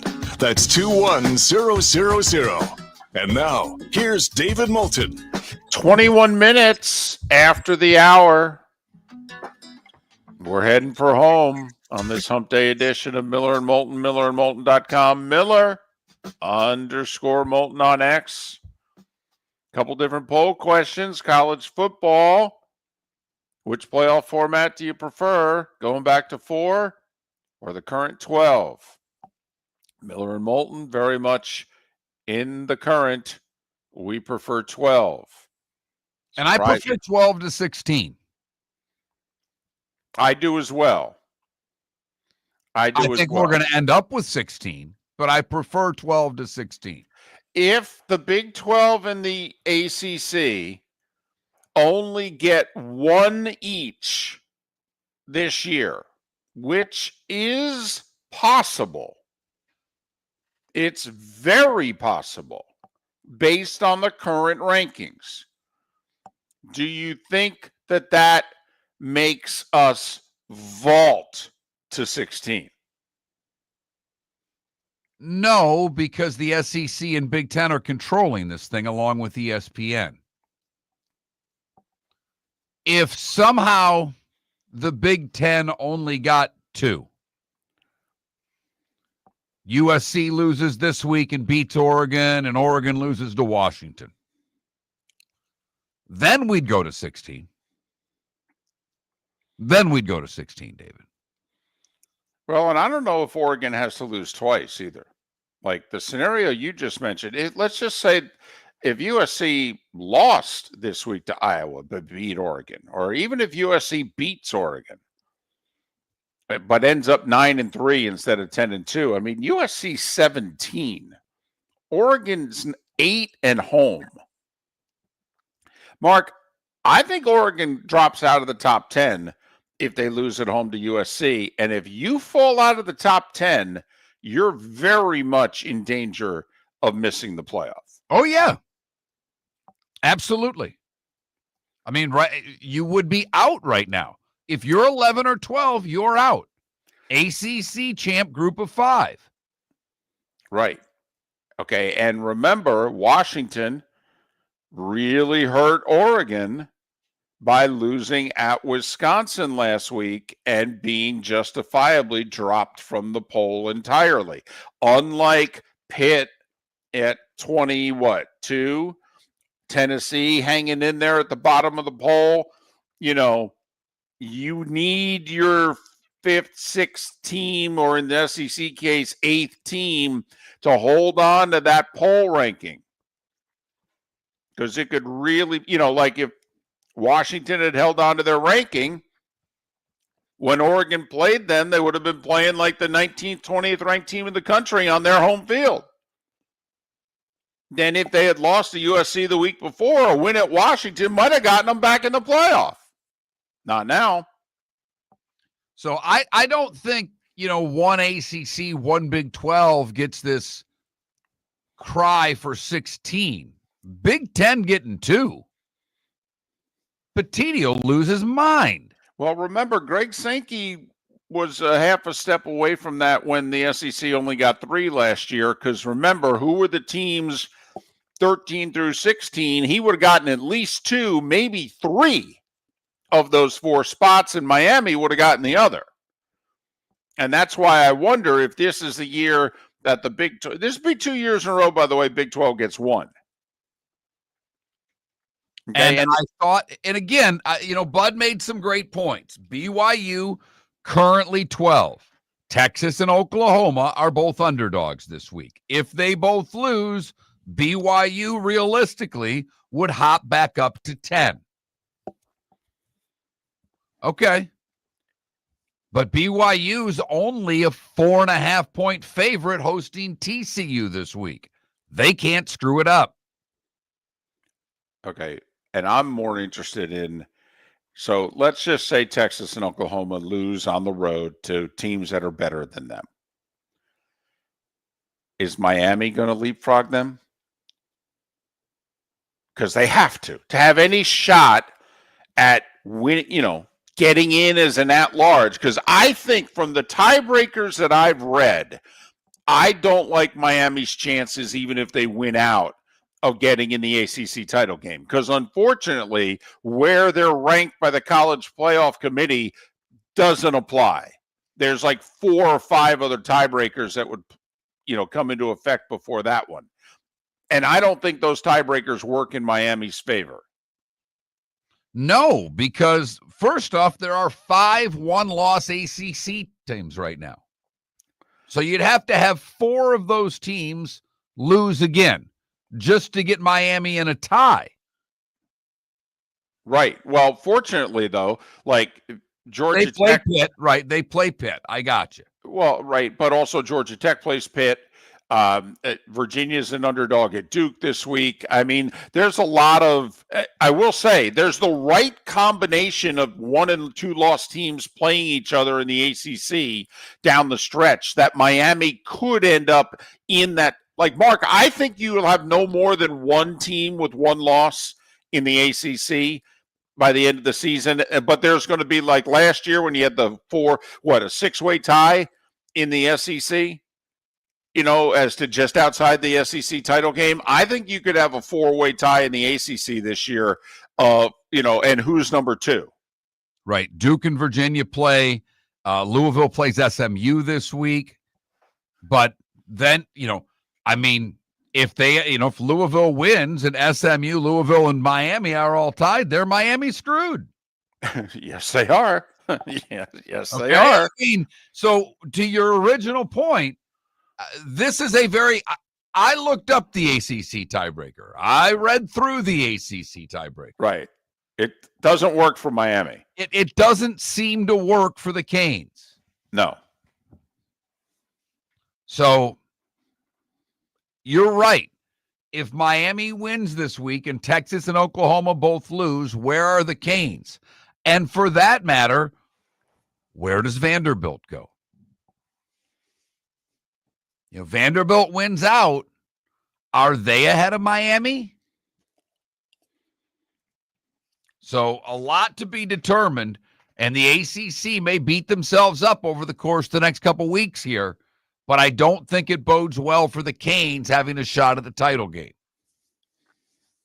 And that would mean 2 ACC teams get in, the champ and the Canes. Highly unlikely. Highly unlikely. If you're a Canes fan, I am telling you now, get the Pitt pom-poms out on Saturday. Yes. I think it's their only realistic shot because they need to get Notre Dame out of the way. In a way, it hurts them because then their best win is not as good. But the fact of the matter is they're not going to pass Notre Dame in the polls unless Notre Dame loses. And so you've got Texas and Oklahoma as underdogs. Okay, you've got teams in front of you between now and the playoff that really could lose a game. But Notre Dame is probably not going to lose if they don't lose Saturday. So a lot to be decided on still in college football. But one of the things that I think we've tried to explain to our audience over the past year and a half is, and Bud Elliott said the same thing, there's no need to rank 13 through 25. There's not. They do it to prop up the teams that they want to prop up. Tennessee staying where they are helps out the SEC. Pitt's there for a moment. They lose to Notre Dame, they're out. So this beating ranked opponent thing is important to the committee and whatever metrics that they come up with. But they also are the ones that are the group that's putting teams in their spots at the bottom of the rankings. Do you think the committee ranked Pitt to bolster game day? I think they just did it to bolster Notre Dame. Okay. The good, the bad, and the ugly. Today was a day when and what's on tap. It's all coming next on the Diamond District Bonus Hour here on Miller and Moulton. Your roof is your home's first line of defense. At Pelican Roofing of Florida, Ronnie John and their team bring years of experience to protect what matters most, your family and your business. From residential repairs to large-scale commercial roofing, we deliver honest work, fair pricing, and quality you can trust. An upgrade on your roof can lower your insurance costs. Don't wait for a leak to turn into a disaster. Call the experts at Pelican Roofing today. 1-866-9-PELICAN. That's 1-866-9-PELICAN. Online at pelicanroofingcompany.com. CCC 1332512. When Glass Doctor replaces your windshield, we don't just send you on your way, we send you off protected. Your local Glass Doctor includes the industry's only 12-month windshield protection plan at no extra cost. That means unlimited chip repairs and even a one-time replacement if needed. High-quality service backed by real peace of mind, right here in your neighborhood. Glass Doctor, Glass Doctor. Call fix your pains. Oh, yeah. Exclusions apply. See your local glass doctor for details. This year during Thanksgiving week, Fort Myers takes the national stage, hosting not one but two elite women's college basketball tournaments, the Fort Myers Tip-Off and Coconut Hoops, both featuring Power 4 teams and nationally ranked programs. Few places in the country can showcase this level of talent. We're proud that Fort Myers is one of them. Don't miss your chance. For tickets, go to visitfortmyers.com/basketball. Lee County, building a better community through business, sports, and tourism. American Paint Supplies, for nearly 30 years, is your one-stop shop for all your coating needs. If you are a designer, a contractor, a professional painter, or a weekend warrior, American Paint Supplies is the place where experts go to get expert solutions. At 6100 Shirley Street in Naples off of Pine Ridge, American Paint Supplies delivers the best solutions with the best products with the best support. Meet Gene and his team today at American Paint Supplies. Call 239-566-2700. That's 566-2700 or online at AmericanPaintSupplies.net. This is Miller and Moulton.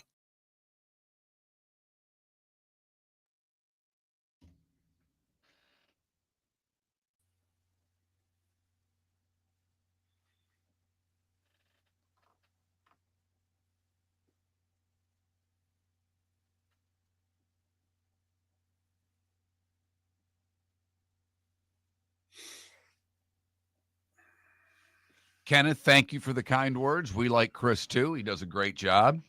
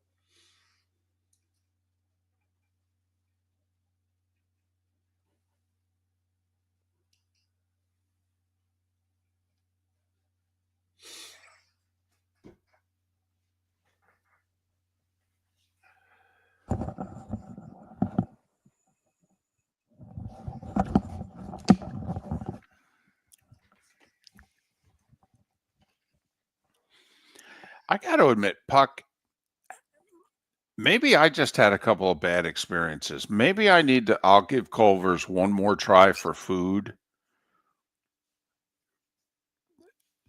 I guess I'll go in and have a burger.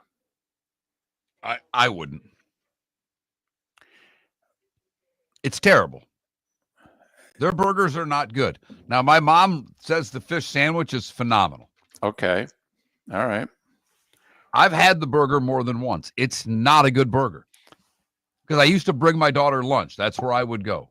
Right.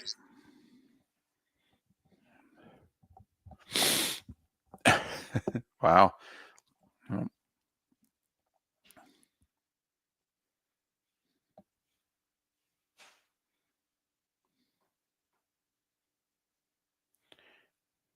Oh, Pop and Jake. I need it to be better. Okay. I need it to be better than okay. Okay. Logic Man's with your mom. Calls it awesome. All right.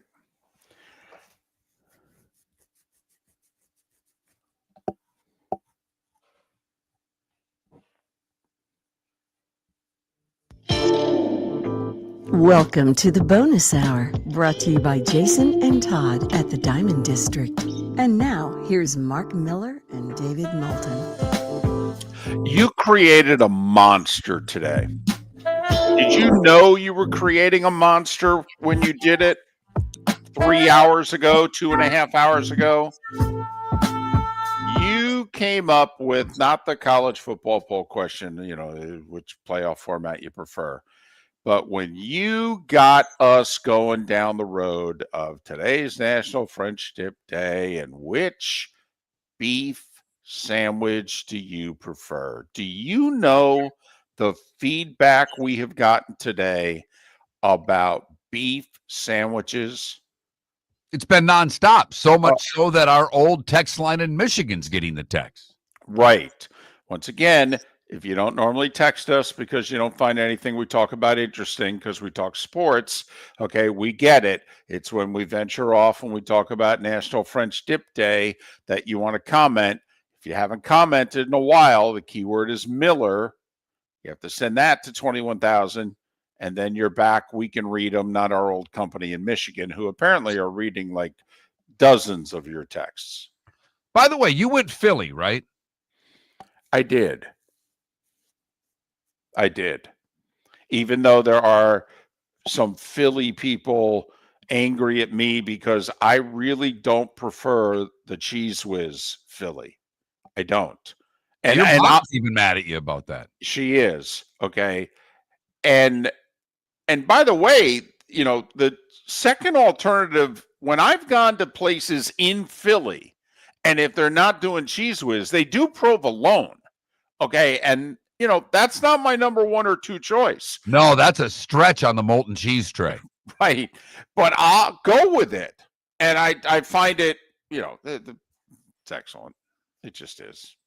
I think it's one of the tougher questions I've ever asked of myself of which sandwich to pick. And I ultimately went with French dip. We go back a long way, me and the French dip. Did not know.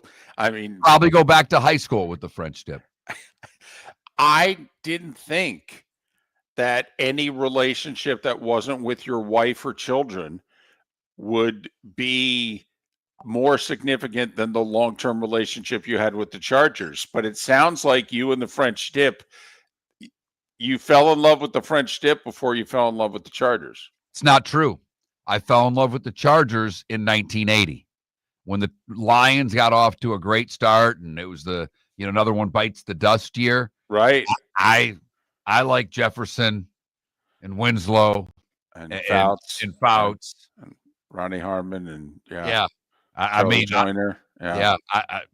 Joyner and Jefferson. That was really cool to me.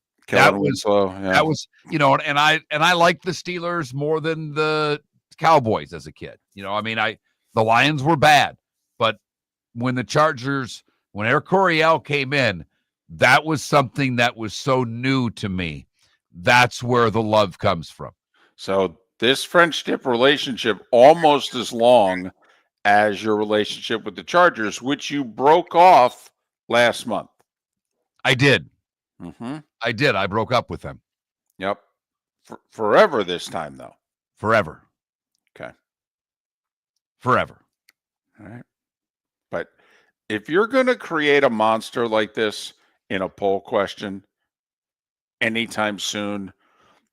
Could you think about it?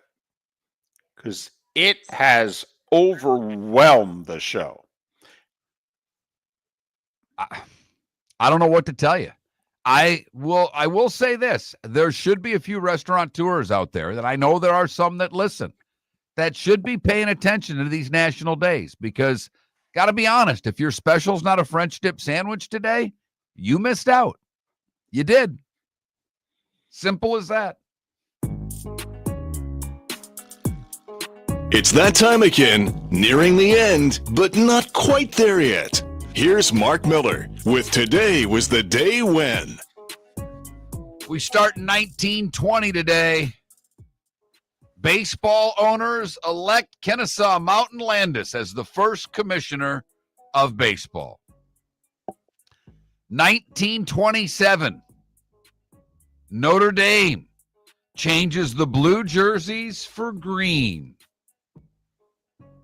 1931, Maple Leaf Gardens opens in Toronto. Toronto did what they always do. They lost. Look at you, just piling on. And you were rooting for the Blue Jays. I was. But they went all Maple Leafs on us. Today, at least fictionally in 1955, Marty McFly makes it back to the future when lightning strikes the Hill Valley Clock Tower at exactly 10:04 p.m., sending the DeLorean and Marty back to 1985. Today in 66, we give him a lot of credit for a lot of things. We could blame him for this. Buzz Aldrin takes a space selfie, maybe the first selfie ever taken. Today in 73 in Leeds, Queen begin their first tour. They open for Mott the Hoople. Aaron Pryor, today in 82, with a 14th round knockout of Alexis Arguello in Miami to retain the super lightweight title. It was the first of two meetings between the two Hall of Famers. It was Ring Magazine's fight of the decade. Decade. I want you to think about the fights that took place in the 80s. It was epic. It was on HBO. Unbelievable. They stood in front of one another and destroyed each other. Big day for David today in 84.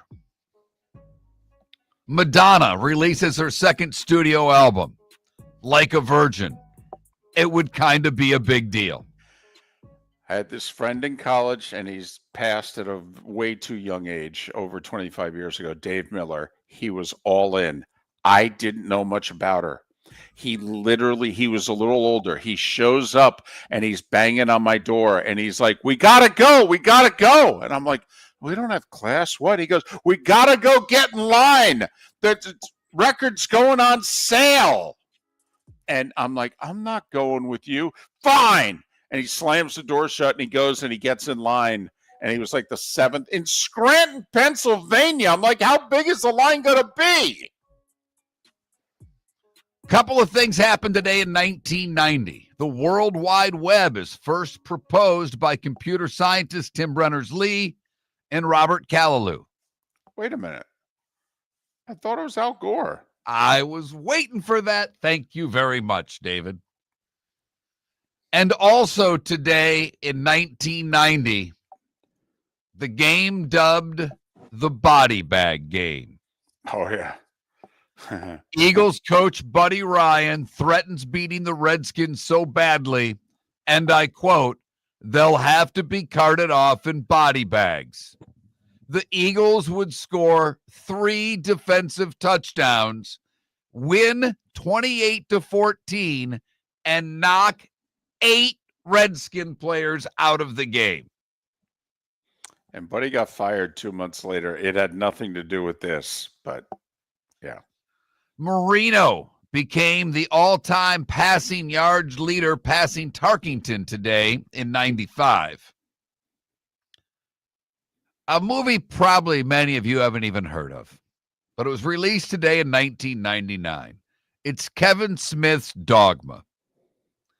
If you're Catholic and haven't seen it and you have a sense of humor, I recommend it.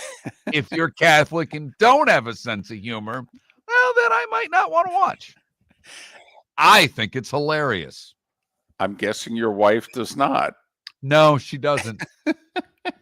I believe it's Cardinal George Carlin. I'm just leaving you with that. Nice. Let's see. Mike Fiers, the Astros pitcher today in 2019, reveals that his team secretly stole signs from cameras from visiting teams to 2015 to 2017, and that they would be relayed to Astro batters. And The Mandalorian, the Star Wars franchise show, was released today in 2019. Jack Ryan, you've never heard of him, but he was a toy designer. He invented the Barbie doll and Hot Wheels. Come on now. That's big. He, Grace Kelly, Charles Manson, and Miles Lane, the boxing referee, would have all celebrated birthdays today. Al Michaels is 81.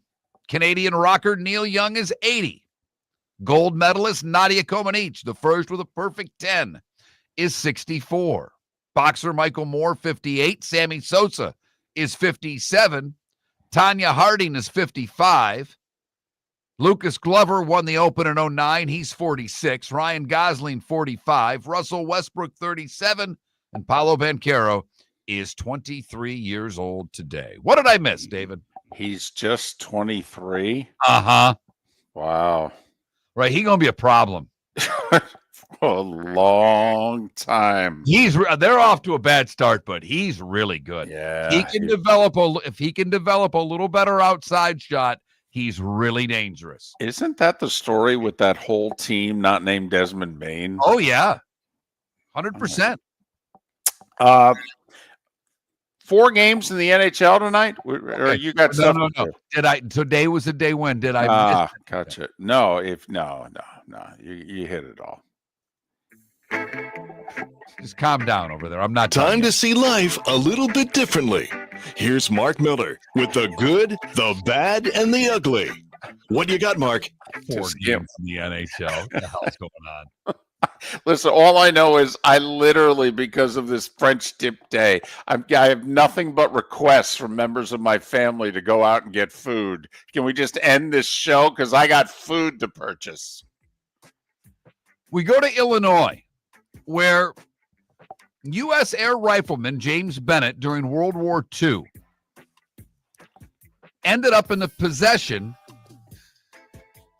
of a Purple Heart. It spent decades in a safe deposit box before being returned to the family and their rightful owners. Bennett, who died in 1990, the family was able to get the Purple Heart and give it to Michael Ferenis, who was the person awarded it. So I guess all's well that ends well. I guess. For the bad, David, this is a story specifically for you.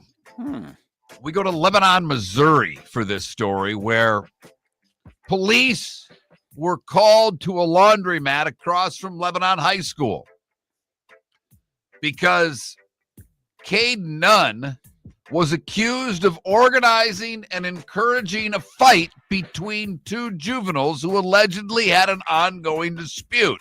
There we go.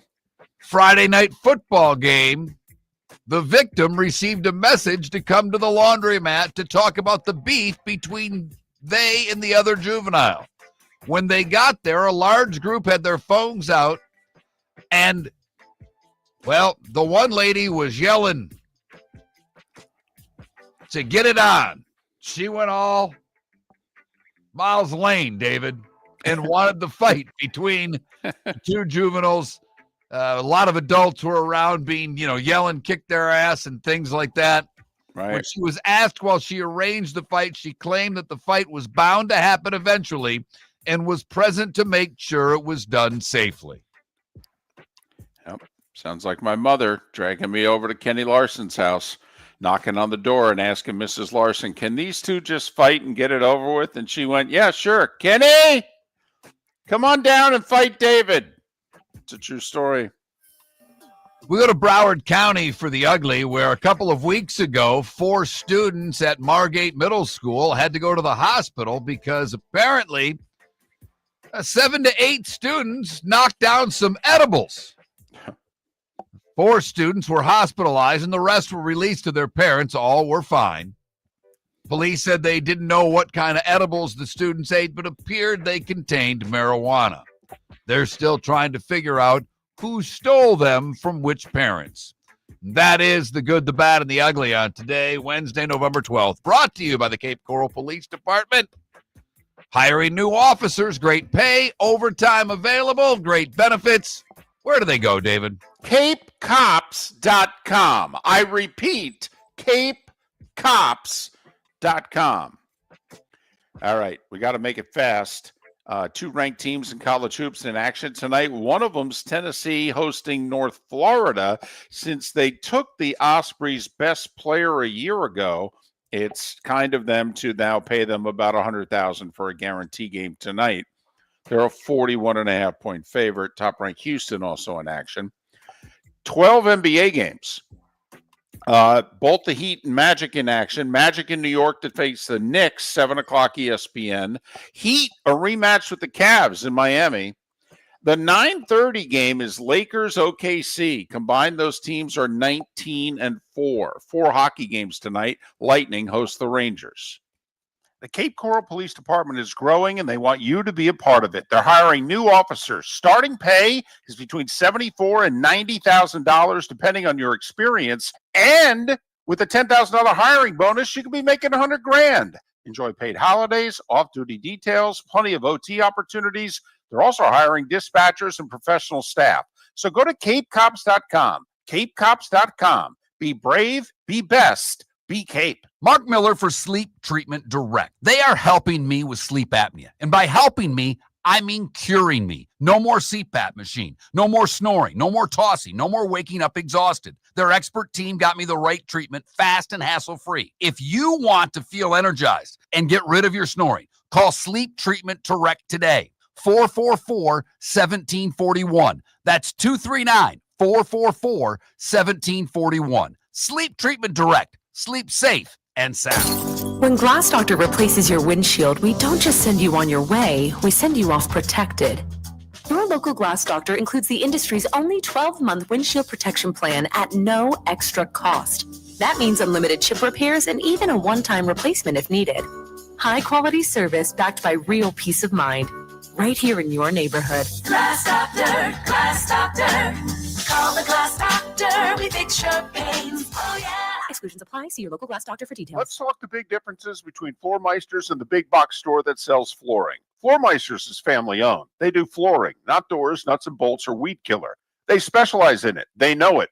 Floor Meisters backs their installer. So if there's ever an issue, good chance the boss, TJ, will come out and make it right. Floor Meisters prices beat the box stores every day of the week. When you think flooring, think Floor Meisters in Naples. FloorMeisters.com. Real people, real prices, real quality selection. The Floor Meisters, just keeping it real. For over 50 years, the Nolan family has been dedicated to protecting local families. Nolan Family Insurance is a second-generation independent agency that specializes in home, flood, auto, and boat insurance. They take the time needed to explain your coverage options and answer your questions so you can make an informed decision that's right for you. If you're looking for an agency that treats you like family, call 941-639-1122 or go to NolanAgency.com. That's 941-639-1122 or NolanAgency.com. Football season is back and celebrate your game day with Jimmy the Beef Guy. We're talking tender, juicy Chicago beef sandwiches. Whether your party's for 10, 100, or 200, bring game day to your house with Jimmy the Beef Guy. The catering packages come with the beef, the gravy, the peppers, the bread, everything you need. 2 convenient locations, Fort Myers and Bonita Springs. Skip the ordinary and bring the beef. Jimmy the Beef Guy, Chicago flavor, Southwest Florida style. Call today or visit jimmythebeefguy.com. Tell him Miller and Moulton. This is Miller and Moulton